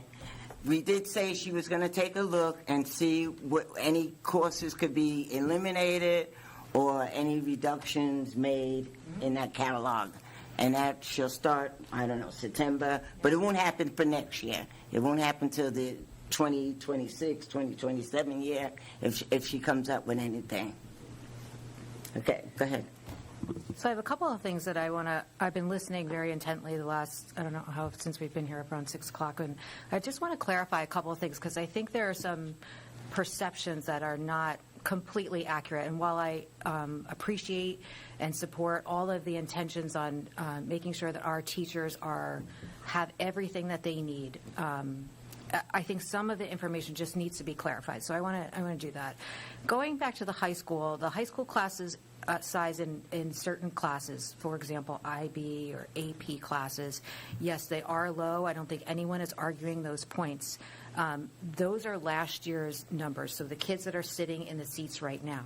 The high school is currently in the processing of scheduling the students. That process takes months. Most districts, they don't even finish that process until July or August.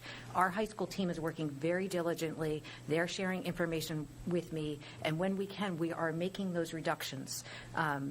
The board asked, after the kids had already selected their classes for the next year, to look at making reductions of classes that are, typically not enrolled, and so that's why that can't happen until the next year. But they are actively working now, based on what the students have selected for the coming school year, to make reductions when they can. So I want to let everyone know that.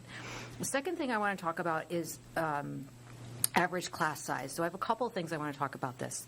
The National Center for Educational Statistics right now lists that the average class size in the elementary area is between 19 and 20 students, depending upon the state, and that varies a little bit from state to state. We are right in the range in terms of what our class sizes look like compared to statewide averages, national averages. I think that's important to note that, I think someone asked earlier, where did these numbers come from? And I'm not sure, obviously, that predates my time here, but I can tell you it's in alignment with state and national averages. The other thing is that I want to kind of piggyback on this idea that if you take, for example, we'll use the 5th grade example that was just said.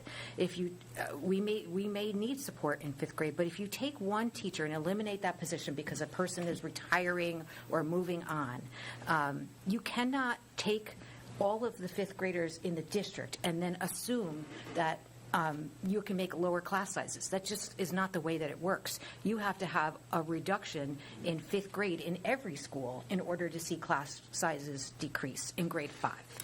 And the last thing I want to say is, I've done a lot of work on class size and reading about class size and the impact of class size. And yes, of course, when our teachers have a small class size, they're able to do some things. I can also tell you, as an experienced teacher, sometimes it's more difficult to have a very small class size. It doesn't allow you to do small group work. It doesn't allow you to do discourse. It doesn't. There are some things that it creates additional problems. In addition to that, there is research that says, latest research that says the impact is not so much, in terms of supporting kids in the classroom and making an impact in student performance outcomes, which is what we all want, is not so much on class size and whether or not we're able to reduce by 2 kids or 3 kids or whatever it is. It's on teacher training and support, because if a teacher has fewer kids in her class and they don't make any changes at all to the way that they're providing instruction to kids or supporting them, those kids in need, let's face it, all districts have a lot of kids with needs. That's why I think the special ed teacher that we've talked about, those types of supports, tutors, those types of supports, if our teachers do not make adjustments to the way they provide instruction, it doesn't matter how many kids are in the classroom. And so, if anything, I would advocate for those additional supports rather than let's eliminate 2 kids here, 3 kids here. And I think that's what Superintendent Austin is trying to do when she's been looking, and our whole team really been looking at the impacts of, looking at some of the cuts that we were asked to look at closely. So thank you, Chair, for that opportunity. You're welcome. Jay, you have your hand up? Yes, Bev. And so I want to be the first to say that I've made a lot of comments, about how long our meetings go on, how far we go back and forth. But, I really am proud of of this board and district leadership team that we do take the time to look at these things very carefully. We don't rubber stamp anything. And I appreciate everyone's input. I'm just as passionate about wanting to do what's best for the students. I completely understand where Adrian and Ian are coming from. We do have to balance it with the fact that these are negotiated with our teacher union, these class sizes currently. In some cases, the board numbers are lower, I believe, but I don't have them both in front of me. I think we're all dedicated to making sure we strike the right balance between class size and what the taxpayers can afford. It's difficult to say, that we don't have an unlimited budget. We have to be sensitive to, stay within a reasonable amount. If we had something that said, actual data that said that changing our class sizes, I think it's worth studying if there's something out there.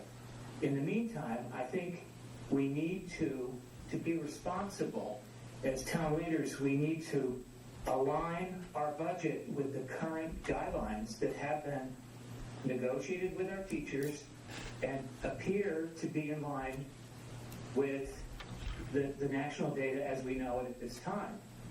And we do make it a priority, though, to support those who need that extra help.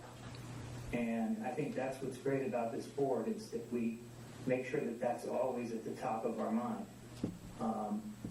And I do support trying to find other efficiencies in this budget, that will support that. But at this time, due to circumstances beyond our control, which is the decision that the town has made in terms of what they can allocate to us this year, I think we need to make the responsible cuts and continue to work on finding ways to save in some areas to support the students as we're going forward. It is a living document, as you've all mentioned. So if we can find ways to support other programs, I fully support that. So thank you all very much.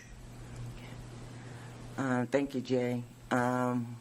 Who's next? You, Matthew? You still have your hand up, Matthew? No, my apologies. Okay. Okay. I'm going to call on Mike, and then we can vote on what we have in front of us. Go ahead, Mike. Thanks. Actually, I just want to make a correction on something I said earlier. Go ahead. I think you got cut off. I think you're muted. Oh. Oh, sorry. The art supplies, I want to make a correction on something I said earlier, and I probably things to say, but the art supplies budget is like $21,000. So that reduction, that $2,000, that is a 10% one. Okay. It's the music budget at least, and then the music budget and the PE budget that were about $5K each. So Yep. those are way too high in my view. So I won't vote the whole enchilada if we've got those reductions in there. I can fix that. And then and I do want to know, actually, we already took a cut in the like from last year to this year. It went down from 5,500 to 5,000. But I actually have a question on. I just want to make sure I'm getting these FTE numbers right for the elementary one. And I think I know why. I'm just trying to reconcile them with the budget book. And I think this first part's a simple answer. If we look at, and you don't have to go back to the function code, but if we go to, it's elementary, right? It's pre-K through 5. The total FTEs for certified teachers in the right spots, we had 104 originally in our budget. But you get the 110 number, I believe, because in the attachment that we got recently, we get that 110, which is at least $600 retirement. I think that's there because of it's including the preschool that's at Thames River Magnet and Mystic River Magnet. There's like 3 at Thames River and 4 at Mystic River. That's right. Is that okay? Yep, And that's correct. are those the same? Are those going to be the same? Yes. Okay, good. Then my only other question with those numbers is, like, and I can follow the math that you had out and showing that it would be a 4 FTE reduction through retirement. That's relative to our current year's budget. But if you look at the actual lines for our current years, there's like it's one high.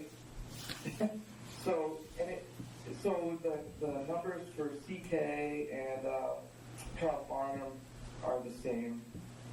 Mystic River, instead of I guess it'd be instead of 27, the actual is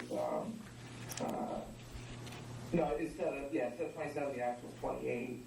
And then MEA and Thames River Magnet, they kind of split half a teacher.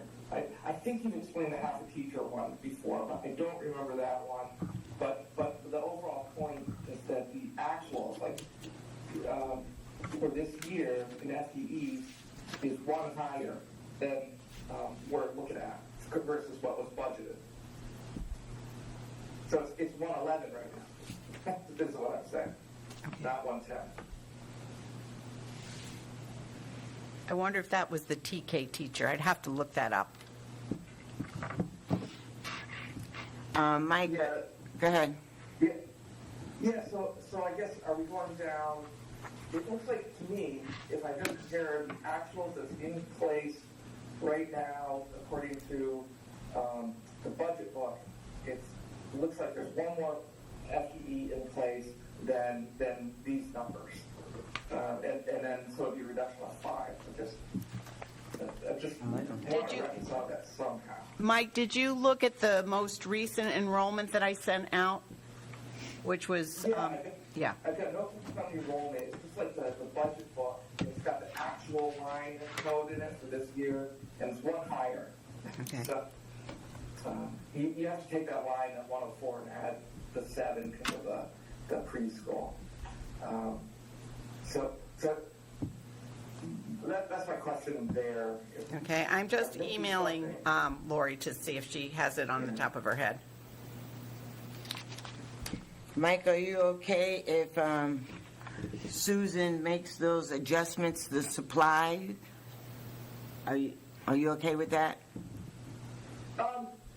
Maybe, and this is my question. It's a point of order, but I didn't raise it this way. Mm-hmm. So, and let's just go through it again. We are in the committee of the whole. We can vote. Right. But what are we voting? We're voting a recommended, approach.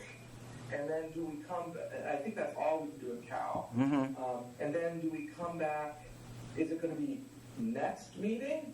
Or do we have to wait until, like, the actual budget is codified? In terms of, like, the whole town budget? Because at some point we have to do this in a regular budget meeting or a special, regular BOE meeting or a special BOE meeting, not a Cal, I believe. So that's my question. Am I understanding the process right? And what's the timing of that last step? Well, the process is right. We make a formal vote on the regular meeting, which would be next week, May, whatever, Yeah. 23rd. Yeah, that's our regular board meeting, and that's when we would make a formal vote on the budget. And we can do that before the town comes up with their budget. Can I also add that Ray has reached out to me a couple times, and the important thing you need to know is that Rita is actually coming in this week to meet with the team, and she will be taking over towards the end of June, so he's got to get us in a place by mid-June so that he rolls over this budget. So he's got to have the time, and he's down 2 people. We had 1 leave this week. So he, Ray, would you like to speak to that? Because I know Well, that... we have a motion on the floor Okay, here. all right. Okay. Okay. I just wanted to say. Go ahead, Mike. So thanks for the point of order clarification and the other explanations too. So for that, I'm comfortable with this as a recommendation, because then it gives us another, not a full go at it, of course, but, if there's something up with it. I do still have pause on the swimming one, because if that doesn't come through, then we're looking for 30K somewhere else, and it's starting to, or 60K, but it doesn't come through soon enough. We're looking for 30K. So I'd rather us put the difference on that and reduce our risk exposure, sort of similar to, I don't want to have an unrealistic budget line like we did for electricity or something like that. And I was pleased to see that updated working comp numbers come through. And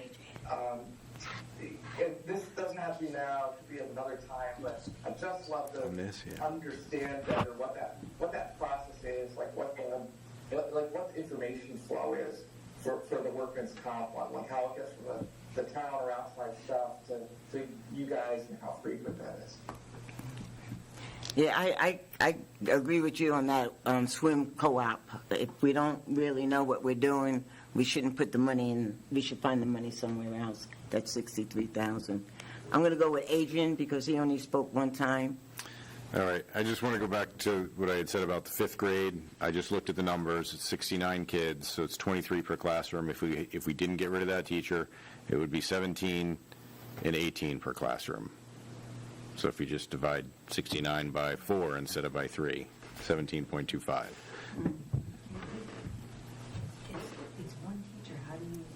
In the one classroom, in the one school, there's going to be 69 fifth graders. So I'm not thinking that you can divide a teacher between schools. I'm just saying that, so in that school, you would run 17 and 18 kids per classroom rather than 23 kids per classroom.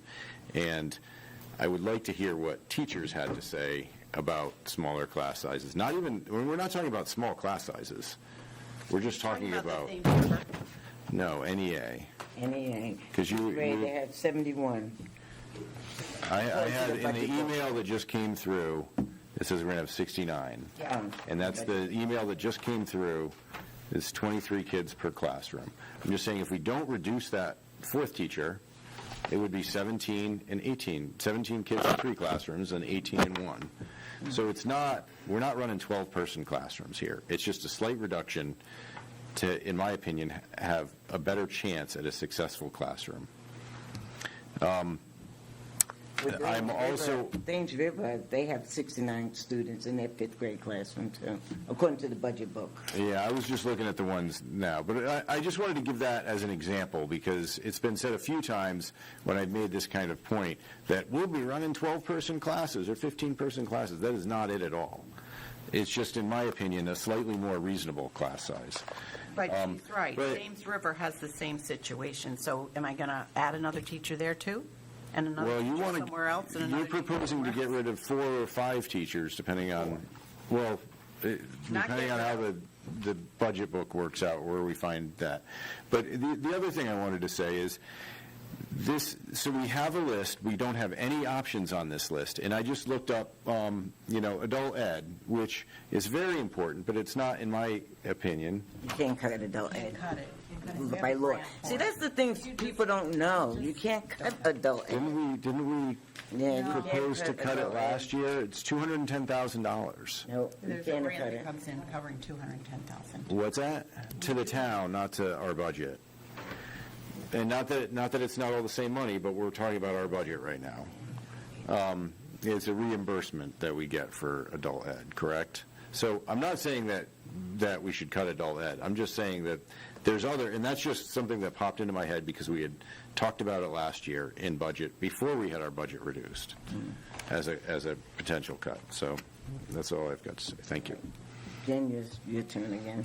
In regards to adult ed, I said this last year. These are people who, for some reason or another, did not complete high school or were not able to complete high school. And this is their chance to alter their trajectory. So having like either a full high school diploma or a GED will allow them to apply for jobs. So yes, we, the system, not necessarily us, but somewhere down in the system, we failed them when they were young. And they are taking the opportunity to go back to school to make amends so that they can improve their lives. We cannot just focus in on, we can focus in on the little kids, and I'm all for that. I totally agree. But we can't just dismiss the older people who are trying to improve their lives too and getting a second chance. Can I just And it says here, throw a in quick comment? Connecticut, local school districts are mandated to provide adult education programs free of charge to individuals aged 17 and older who are not enrolled in public elementary or secondary school. While school systems can't simply cut adult education, they can make adjustments within the program. All right, and the only reason I brought up adult ed was because it was talked about last year, and I didn't support cutting it last year, and I don't support cutting it now. And the reason I brought it up in this discussion about this motion was just because it is an amount of money elsewhere in the budget. And maybe I should have just said, X item is $210,000. We haven't even talked about that. So I feel like we're given an all or nothing budget, and I don't feel comfortable with that. Well, we're giving Susan's giving us a budget where she can live with the cuts that she can live with. That's what it And is. you have agreed to many of the things. All right, you want to go ahead, Dean. No, I think Ian? Ian has his hand up first. Ian? Thank you. So I just want to follow up on a comment that the superintendent said in response to Mike earlier, when Mike was reiterating his point about the cuts to arts and music. The superintendent said that she could fix that. And then there was also the concerns about the swim program situation. So I'm not comfortable voting on this document the way it is now, because there's no systematic approach, as I've already discussed. Overall, of course, I already said that. It's not an equitable approach, in my opinion, because we're only targeting certain areas. I'm definitely not supportive of cutting any of the art music, and I'm very concerned about the swim situation. So if we are only going to have this to vote on, I would encourage, and since this is what's on the floor right now, I should say, in order to explore other options, this document, as proposed, would have to fail. So I would encourage I'm not going to vote in favor of this as it stands. One, because there are already some changes that are on the table that the superintendent said that could be done, but we're not seeing where those impacts are going to fall. Then, if not here, then where? And also the swim team situation has not been answered. So this is not a complete document as it stands. Never mind how we got here. So I'm not in support of this at this time, and I would encourage my fellow board members to at least if we're going to get handed, if this is the tracker that the consensus of the board wants to use to manage the situation, which I do not agree with, but it should at least be specific and updated to all the current changes. If it is going to be something that's voted into place as the adjustment guidelines. So either way, I'm not in support of it, and I would encourage my fellow board members to hold a similar standard as far as at least having this document be specific to their interests that they've advocated for. Thank you. Well, the superintendent said she could remove or would remove the $63,000 and take it from the health insurance fund. Right. And I can adjust the 10%. I can adjust the... Excuse me? I just wanted to see, my point is that if that's going to happen, then the board should be able to see where those changes are going to happen before they vote on the number. Well, we can show you right now. Ray can take the 63 and put it in the health savings area, and we can adjust the 10% right in front of us if you want. All right. Jen? If that's what the will of the board is, I mean, it's up to, Well, that's the only advantage of having a live document is that you can do that if that's what's being offered on the table.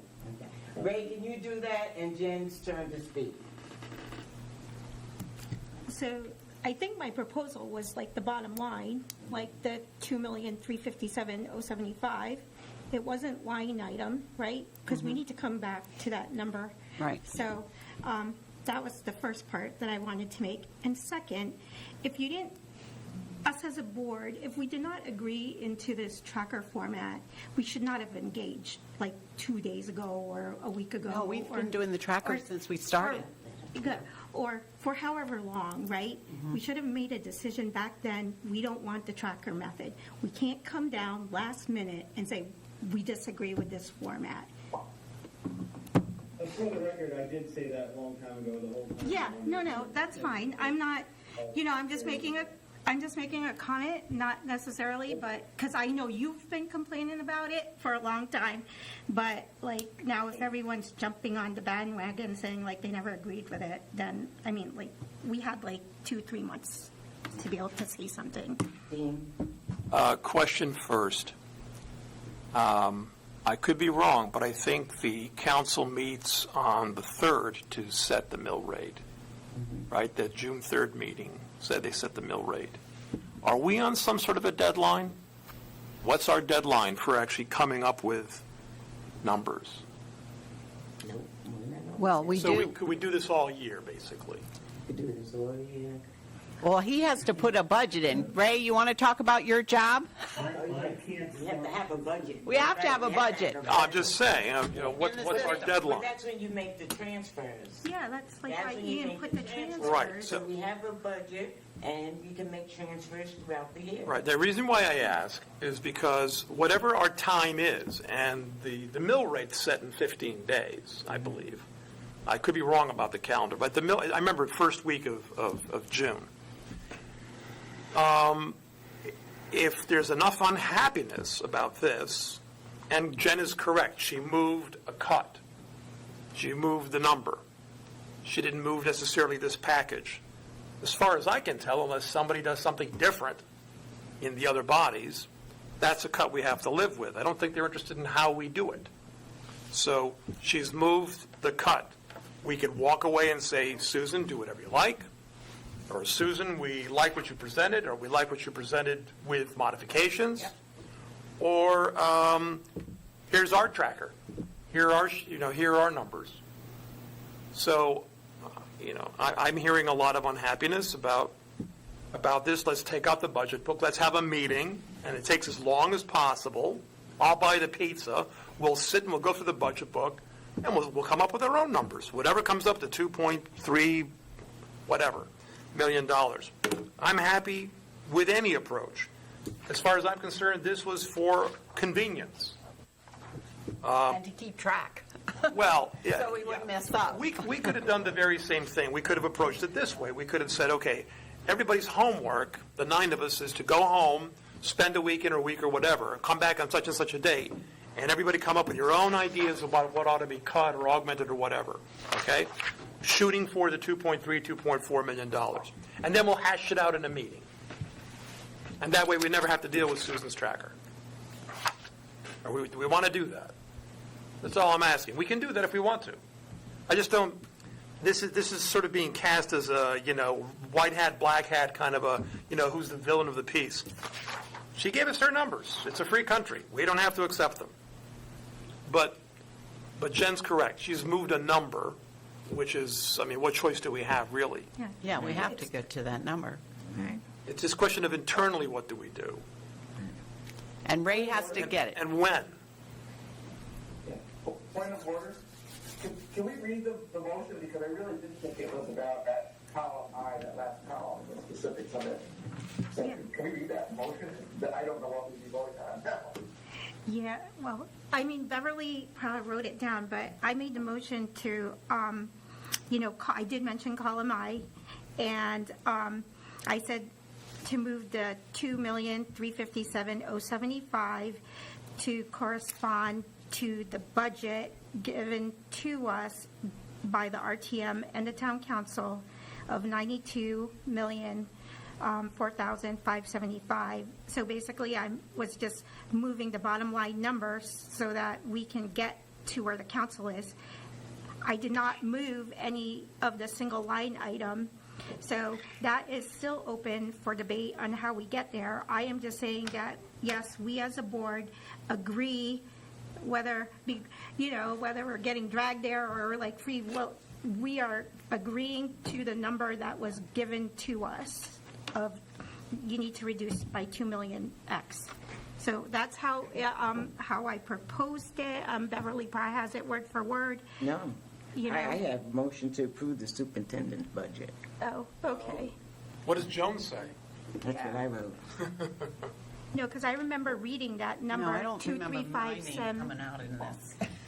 Yeah. so And maybe I could be I wrong. remember the superintendent. Okay. I remember her saying that she All was right. moving the number. You're moving the number. Yeah, because it was like, because I remember saying, hey, it's Well, column we have to move I. the number because this is the number. Exactly. So why are we even voting on that? Yeah. This is the number. That's a moot point. Yeah, that's a new point. That's the number. I thought you were voting on, this is just, we're going to accept the superintendent's budget with adjustments, and that's it. But you're voting, you're saying, let's vote on this 2 million that the town council and the RTM already cut us. Yes. It's a new point. Okay. It's a new point. All right, So is that the motion on the floor, or where are we at with that? 'Cause that- Go ahead. Robert's rule refers to that as like a circular motion or something like that. no, it's not, it can't, it's not, it's a new point. They already cut our budget. We know what the number is that we have to reduce it by. There's no sense in voting on The that. number is what it is. So I thought we were talking about all the articulated parts inside of this column as well. We were. That's what I thought. That was my understanding. But Jen said, no, that wasn't her motion, so you want to withdraw it? Because Well- that's not your motion? Yeah, no, but I remember, okay, yeah, I see where you're coming from, but I remember saying column I remember saying the number. I don't remember saying each particular line item. Okay. So if it's already a moot point, There seems to be sufficient Okay. misunderstanding about Right. what the motion was. yes. I thought So you were what moving happened? to... So what kind of a motion could, Excuse me, boy. Yes? I have Jen's motion about cutting that 2,357,... to correspond to the budget that town council gave before. And I just heard Beverly say something slightly different. Yeah, don't go by what I said, because I had it wrong, Joan. Don't go by what I said, go by what Jen said. Thank you very much. You're Thanks, welcome. Joan. But then they're saying now that doesn't really impact anything, right? No, because that's what we have to come unless you down said, with. according to the proposed suggestions? Well, if I may suggest, if it's a moot point, why are we doing anything? This is all internal. They cut our budget, they cut our budget. End of story as far as the other authorities concerned, as far as the taxing authority is concerned. We're just having an internal discussion amongst ourselves. Right. Right. About, We have to cut. get it that's, right. that's all that this is. Yeah, right. Okay. We have to get it right for Ray to put it in. But technically, you can't have a discussion without a motion. So you made a motion, the motion you should have made, I'm not blaming you at all, I'm just saying the motion you should have made is, I move Susan's program of cuts. Right. that's- Second for discussion, and off we go. We would have had the exact same discussion Right. that we did before. People say, I'm voting against it because I've got an alternative. I'm voting against it because I want to meet on Saturday and talk about something alternative, or whatever it is. Right, yeah, Okay. yeah, yeah. Anyway. So, yeah, so that's what I thought you were doing. I thought you were Yeah. moving the superintendent's budget. Jay?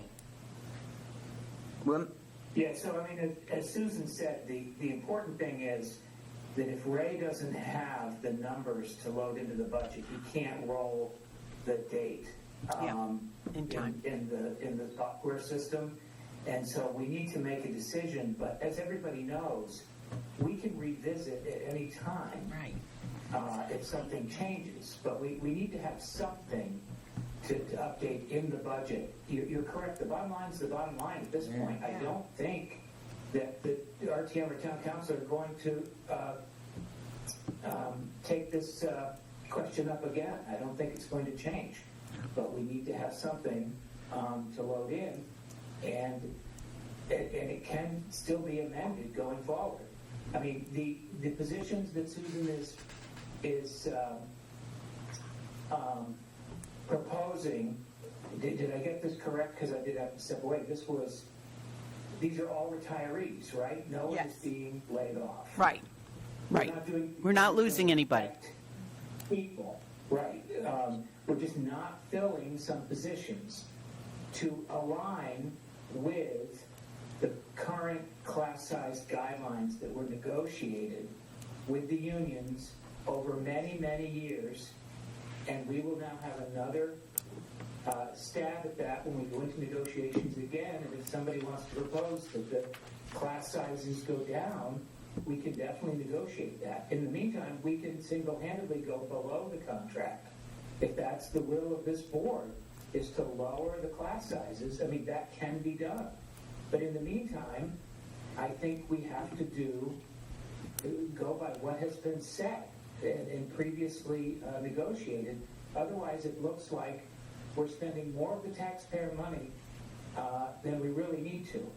And there's an equity issue too, because, I'm sorry. I'm sorry. It's a fine line. I Yeah. mean, we wish it was an unlimited budget, but it's not. No. And the town leaders have decided that this is what the taxpayers can afford. This is what they're willing. We could argue it till the cows come home, but this is the number now. And we are not putting anybody in danger by going over class sizes. Now, what happens if a submarine comes in?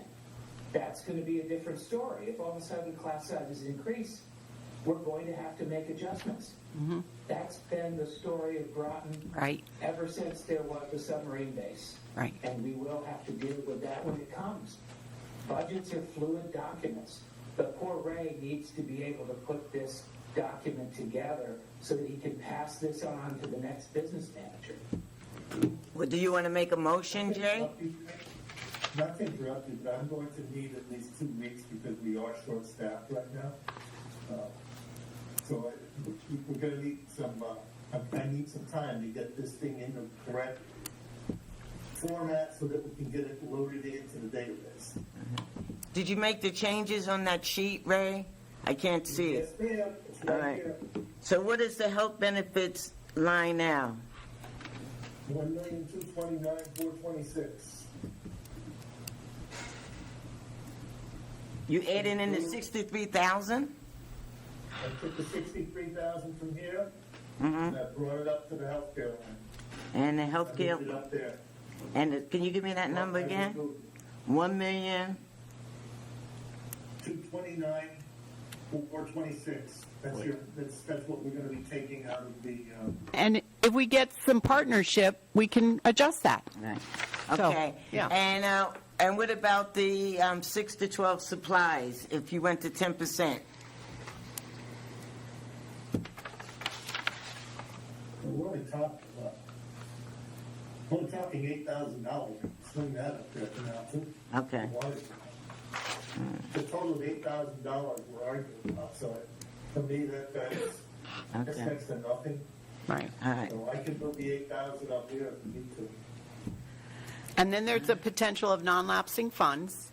And we're receiving from the governor, end of June, almost $200,000 for special education that can offset Well, special ed costs. don't spend that money yet, because it's not, it's still in discussion up in Hartford. Don't even say it, because it's still in discussion. We don't know what they're gonna do. So don't spend money you don't have. So let's not count on it. If it comes to saying be a there's- pleasant surprise. Yeah, okay. Yeah. But there are some things that you've put into place, like non-lapsing funds, that should help us. Yeah. All right, Jay, do you want to make a motion, Jay, or what? Well, my concern is that whatever we do tonight, obviously we're in a COW, this is more of a straw poll. Yeah. And this, unfortunately, is going to have to come up again next week. So whatever we do now, any more time we spend on this, voting and discussing, All right. it doesn't really give Ray the direction he needs. He needs this direction next week Yep. to All be right. final. Yep. And if we did a straw poll tonight and he adjusted all the budget and then it all unraveled next week, that actually would be more work for him. Yeah.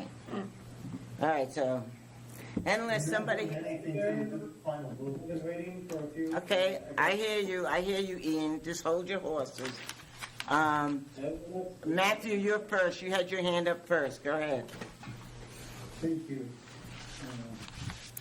I know that Jay is right that we need to pass this number, but I am going to abstain in this vote because Jen and I met one Sunday months and months ago and came up with our list of things we wanted to discuss as possible cuts. We were told to hold off. We never had a chance to discuss those cuts. Okay. When I came on the board, in one of my many discussions with Kim, I took away from the discussion. I don't put words in her mouth. I think it's her quote, but I won't put that in her mouth. That the budget is our primary policy document. It's that gives our priorities, and even though it's dollars, it is where we speak. The board expressed a policy goal of putting more resources in elementary education, and that I recognize a lot that Susan has done. This is not an indictment of Susan, but that is not sufficiently, in my opinion, reflected in this budget. So for the purposes of tonight's vote, perhaps it's a pointless protest, I will be abstaining. Thank you. It's not really a formal vote, so we can move on. We can move on from this because we're just going to go around and round. We'll have to set a meeting to come up with some kind of solution. No, Deb, don't dismiss what I said. You don't have to agree with it, but don't dismiss it. I'm not dismissing it, but you want to keep talking about it. We're not going to come to any resolution tonight. I made my point and I said thank you. Okay, you're welcome. Ian. Thank you. Well, I just want to say I appreciate Matthew's perspective there, and I definitely would align somewhat there with him. I would be curious to see what they had proposed. But in the immediate right here and now, maybe one way you could go forward to Jay's point is that if this is not final, it's just something that we have to set in order for Ray can move forward and set a tentative budget that's subject to further, more articulated revision when we have the time and all the information that we request in order to make those further adjustments. Maybe we should have a motion that reflects that kind of contingency. There's no change in the bottom line number. That's set. We cannot do anything about that. Right. But we can move stuff inside. And like you said, it is a living document. Like Jenny said, it's a living document. But Matthew, I think, brings up a great point. And that reminds me of another quote. I don't know who it was that said it, but like some president said sometimes, like, you want to show me your priorities, show me your budget. So I don't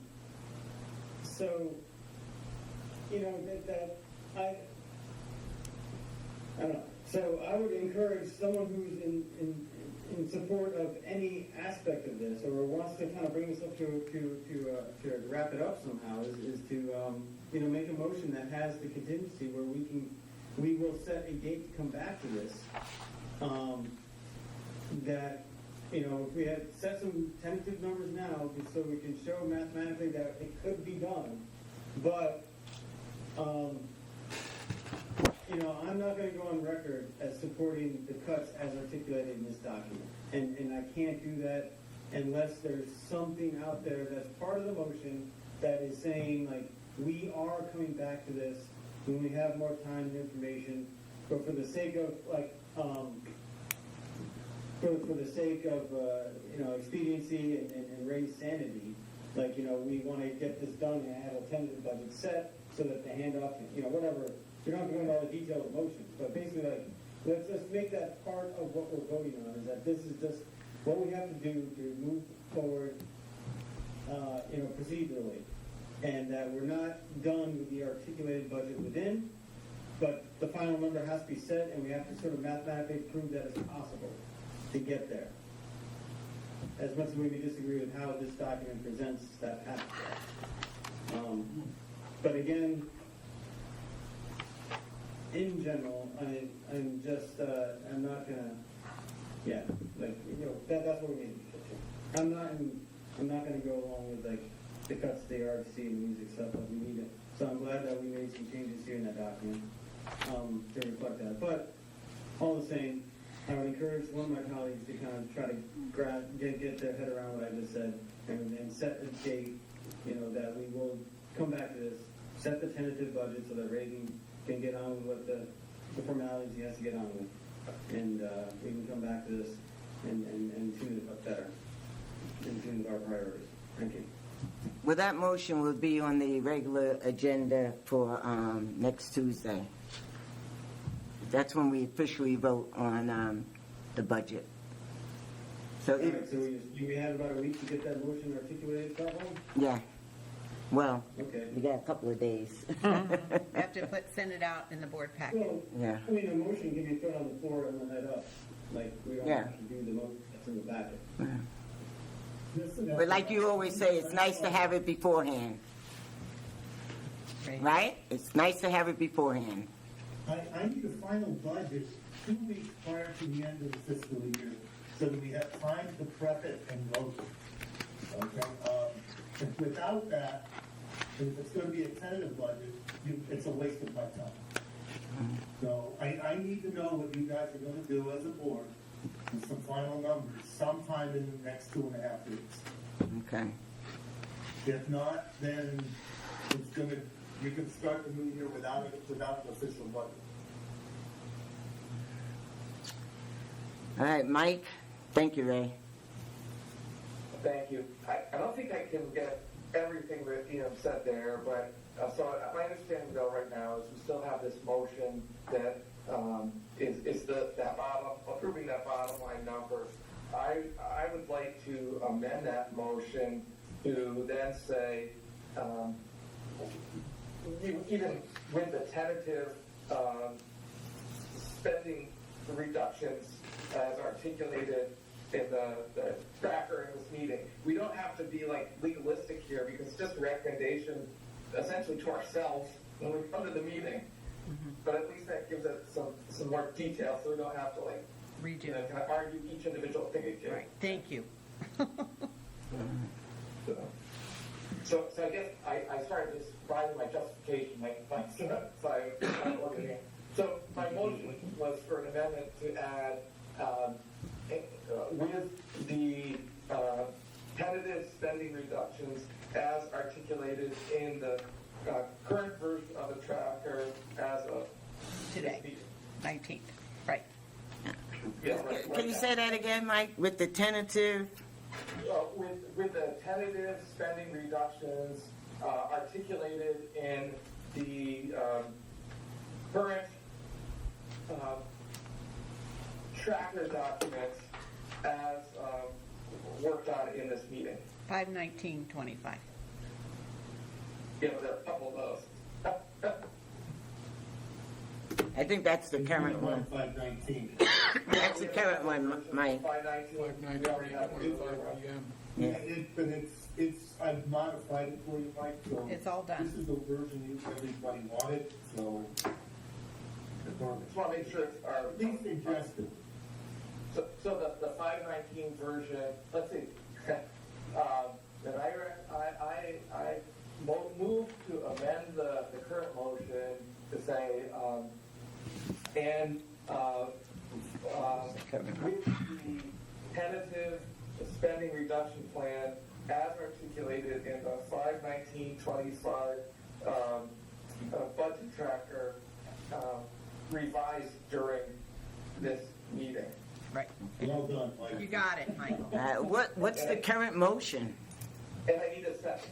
Current motion's Mine. Jen's. Mine.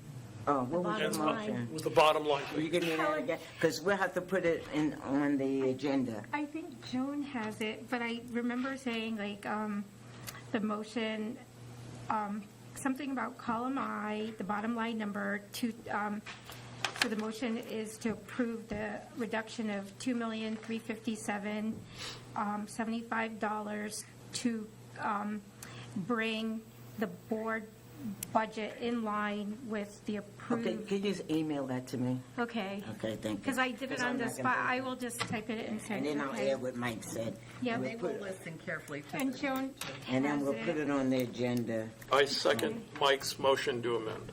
Okay. Well, we're not going to vote on it. No, but I mean, he made a motion, I figured Okay. I'll second it. We'll put it on the, And could you also send what you just said to me? okay, Okay. all right, Send it to Beth. yeah. I'll make sure you get it, Joan. Thank you. Thank you. Okay. Dean? I do have a question, and you don't have to answer it today. It does have to do with fifth grade at Northeast. So if you currently have 4 FTEs and 79 kids, and we expect 69 kids with 69. with 3 FTEs, then by arithmetic, the class size goes up from just under 20 to 23. That's that's the most dramatic. The other ones, there are improvements or slight, whatever the opposite of improvement is, in the other grades in the other schools. That's the standout one. So what does that actually look like on the ground? Do the classes now actually become 23 kids instead of 20? And remember, this is at fifth grade. I think personally the more critical grades are the lower ones. I know fifth graders can be a handful. I know I was a handful in fifth grade. You're still a handful. I'm just a lot heavier now. Need bigger hands. I think we all like to know exactly what that looks like.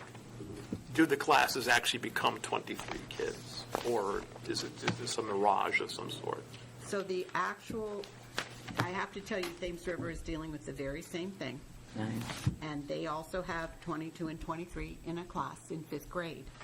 It's kind of, like you said, we tend to see sometimes those larger numbers. I can remember 27 at Pleasant Valley at one point, and the contract said I had to get a para to help support that grade level, and we did. Right, and I can see also that at Thames River, we've lived with 23 in fourth grade, and that's going to be improved to just under 22, according to these numbers.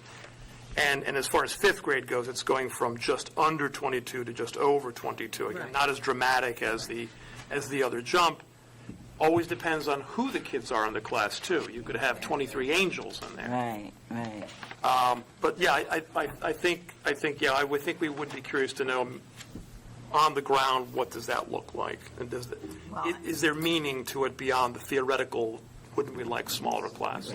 22. And I think we do that mean or that maximum preferred so that it's fair across the district. Like, we can't have one school being reduced to 20 or 18 in a class that's typically in the 22, 23 range, and then leave everybody else with 22, 23. That's not fair. So Yeah, this is all about fairness and equity across the board, too. Because Charles Barnum has 23 in their fifth grade, and Northeast has 24, and then you have Mystic River has 22, and Thames River has 23, and so. I understand, but the 23s are rare, and the 123 the 23s are rare. And in the case of the other 23s that we're living with right now, they actually do go down a little bit or a lot. So, like the fourth grade at Northeast goes from 23.3 to 21. Okay. So, it depends on, what your window is. If you're saying that 20 to 23 is fine, then there's no argument. But if 23 is actually very different from 20, again, it depends on maybe we're within the margin of error, because it all depends on what the kids are like and the teacher as well. Teachers are not all the same.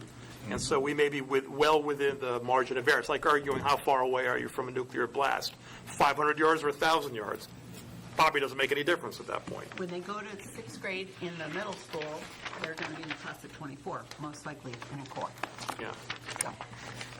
Anyway. Okay, next on the agenda is review of the tracking sheet. Jay, do you want to? No, not yet. Jay, do you want to talk about your item on the tracking sheet? Excuse me again.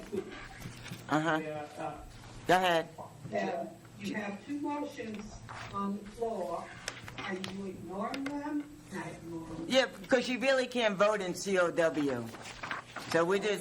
I'm just getting the motion, and I'll put it on the regular agenda on Tuesday, for Tuesday's meeting. We can, point of order, we can vote, we just vote as a recommendation, right? Like, you put it forward to. All right, so- Just like a committee would. All right. So it's not a motion, it's a recommendation. We are recommending blah, blah, blah, whatever Jen said. Possible motions. Okay. You want to vote on that? Well, there's an amendment Well, that, you can, it is a motion, point of order, it is a motion. It's just that for the motion, you say, we recommend, or. All right, go ahead, Something Jen. like that. That's how it's done in RTM and other committees as well. Yeah. Try It's again. like voting out something out of committee. Okay, go ahead, Jen. Okay, so we recommend moving, oh, great, I don't have the amount now. I recommend moving, a reduction in the board proposed budget of $2,357,075, so to correspond with the board and RTM approved number of $92,004,575, and that was the original one, right? And so I stop, and then Mike takes over, correct? you counsel, not board. Yeah, don't you mean council? Oh, yeah, town council, thank you. All right, and then Mike said to approve with the tentative spending reductions as articulated in the May 19th, 25 budget tracker document at the meeting on May 19th, 2025. Yeah, as revised at the meeting, or developed, or whatever you want to call it, yeah. Because we have the 519 numbers, Yeah. but then we've changed these somewhat. Uh-huh. So I think what Mike meant is that, What didn't he say with the tentative spending reductions? yeah, but there's two different 519. All right, so There's like what we got on paper, and then there's a few changes that we made. what do you want to add to this? Oh, no, I'm just clarifying what Mike said. All right, so you're saying Mike what can Mike speak- said is Mike not can what I speak. just read, so what are we adding to it? Yeah, I mean, Mike can speak for himself. I'm just. Mike, are you adding anything to what I just said? Well, hear it again, as long as we got that word tentative, I think you wrote it down the first time, so as long as you got the tentative, and then I think it was with the tentative spending reductions as articulated in the 51925 tracker, with revisions decided on in this meeting. With revisions Or discussed in this meeting. It'll discussed. be better. Okay. Discussed. That's what you didn't say it the first time. All right. And that's what I said, but I just want to point out, you can change town council to town council and RTM because RTM just closed their budget session. So, Yeah. the town council number and RTM number are the same. Yeah.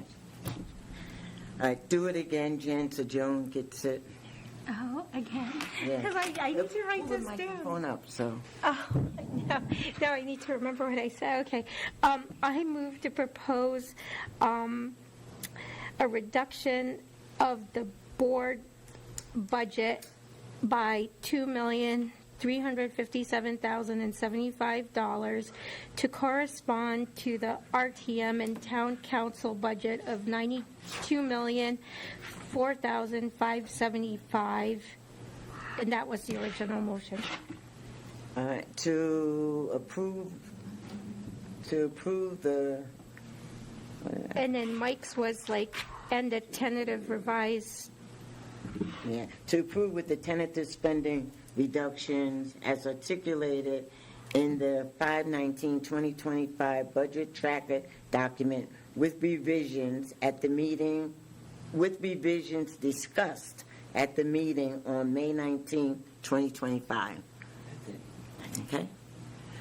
All right, do I have a second? Second. All right. All those in favor to recommend this to the regular, bring it forward to the full, not to the full RTM, I'm thinking of RTM now, to the regular meeting of the Board of Education on May, I to get the date, 23rd, I think it is. No, I think it's the 20, it's Tuesday, the 20. Oh, yeah. 1917. 27th, okay. Can I make a point about parliamentary procedure here, real quick? Just, I want to get some clarity. So, is it one motion on the floor with an Mike's amendment in it to adjust it? Or is it Jen's motion with Mike's amendment? It's all one vote happening? Yeah, it's Or just- is it two separate motions? I'm reading it as one motion. We could point of order, we could probably just, I could withdraw my amendment, and then Dee could withdraw the second, and then basically Jen could withdraw her motion, the second could do that, and then in its place, we could put the new one, and then we'd only have to have one vote. I'm happy to go, otherwise we kind of have to have two votes, but I'm fine either way. Okay. And then we can You discuss. Yeah, wanna, I'm okay to withdraw. okay. Everybody's okay with withdrawing? I'll withdraw my amendment. All right. So. You were the second on both, so you need All to right, so withdraw let's have a yours. new motion. I might Jen, just- are you reading a without- new motion? Without withdraw, just to leave you guys what you want. No, so you need to. I withdraw my second. Okay, so then I withdraw my original motion, and then you were my second.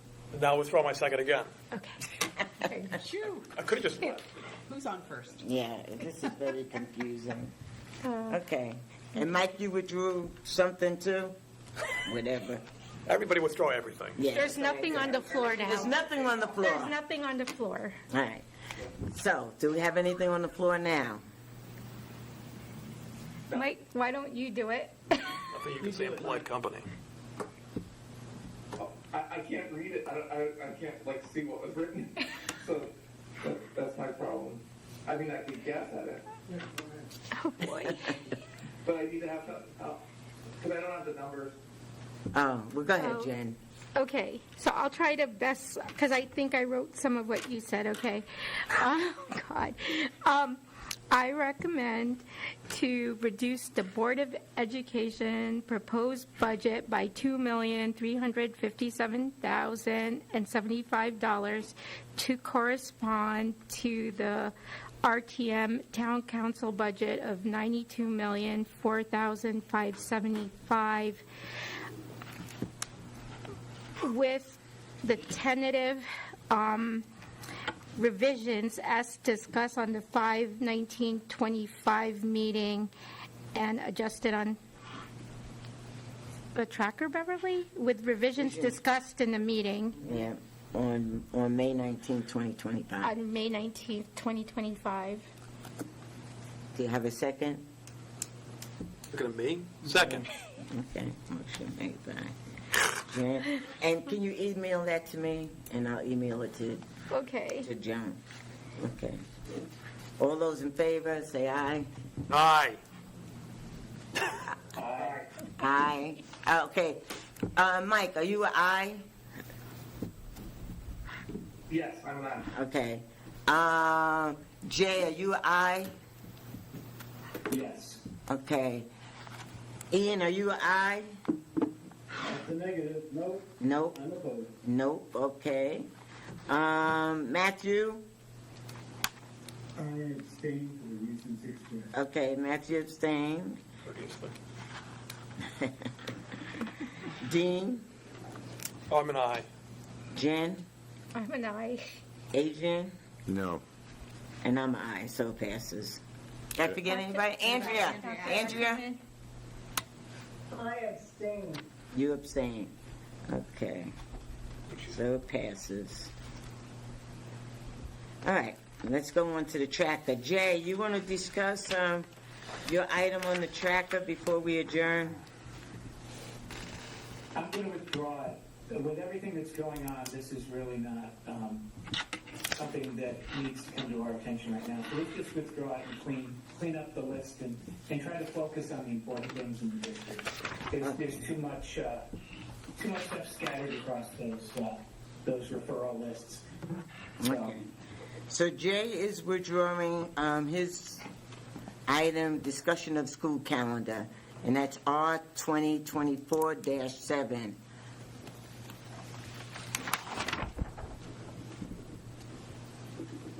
Anything? For the parliamentary privilege, can we take down the spreadsheet here, and I'll be willing to project the referral list so that people can follow along on the screen. Thank you. Does anybody else want to take anything off the referral list or add something to it? Mike, you got your hand up?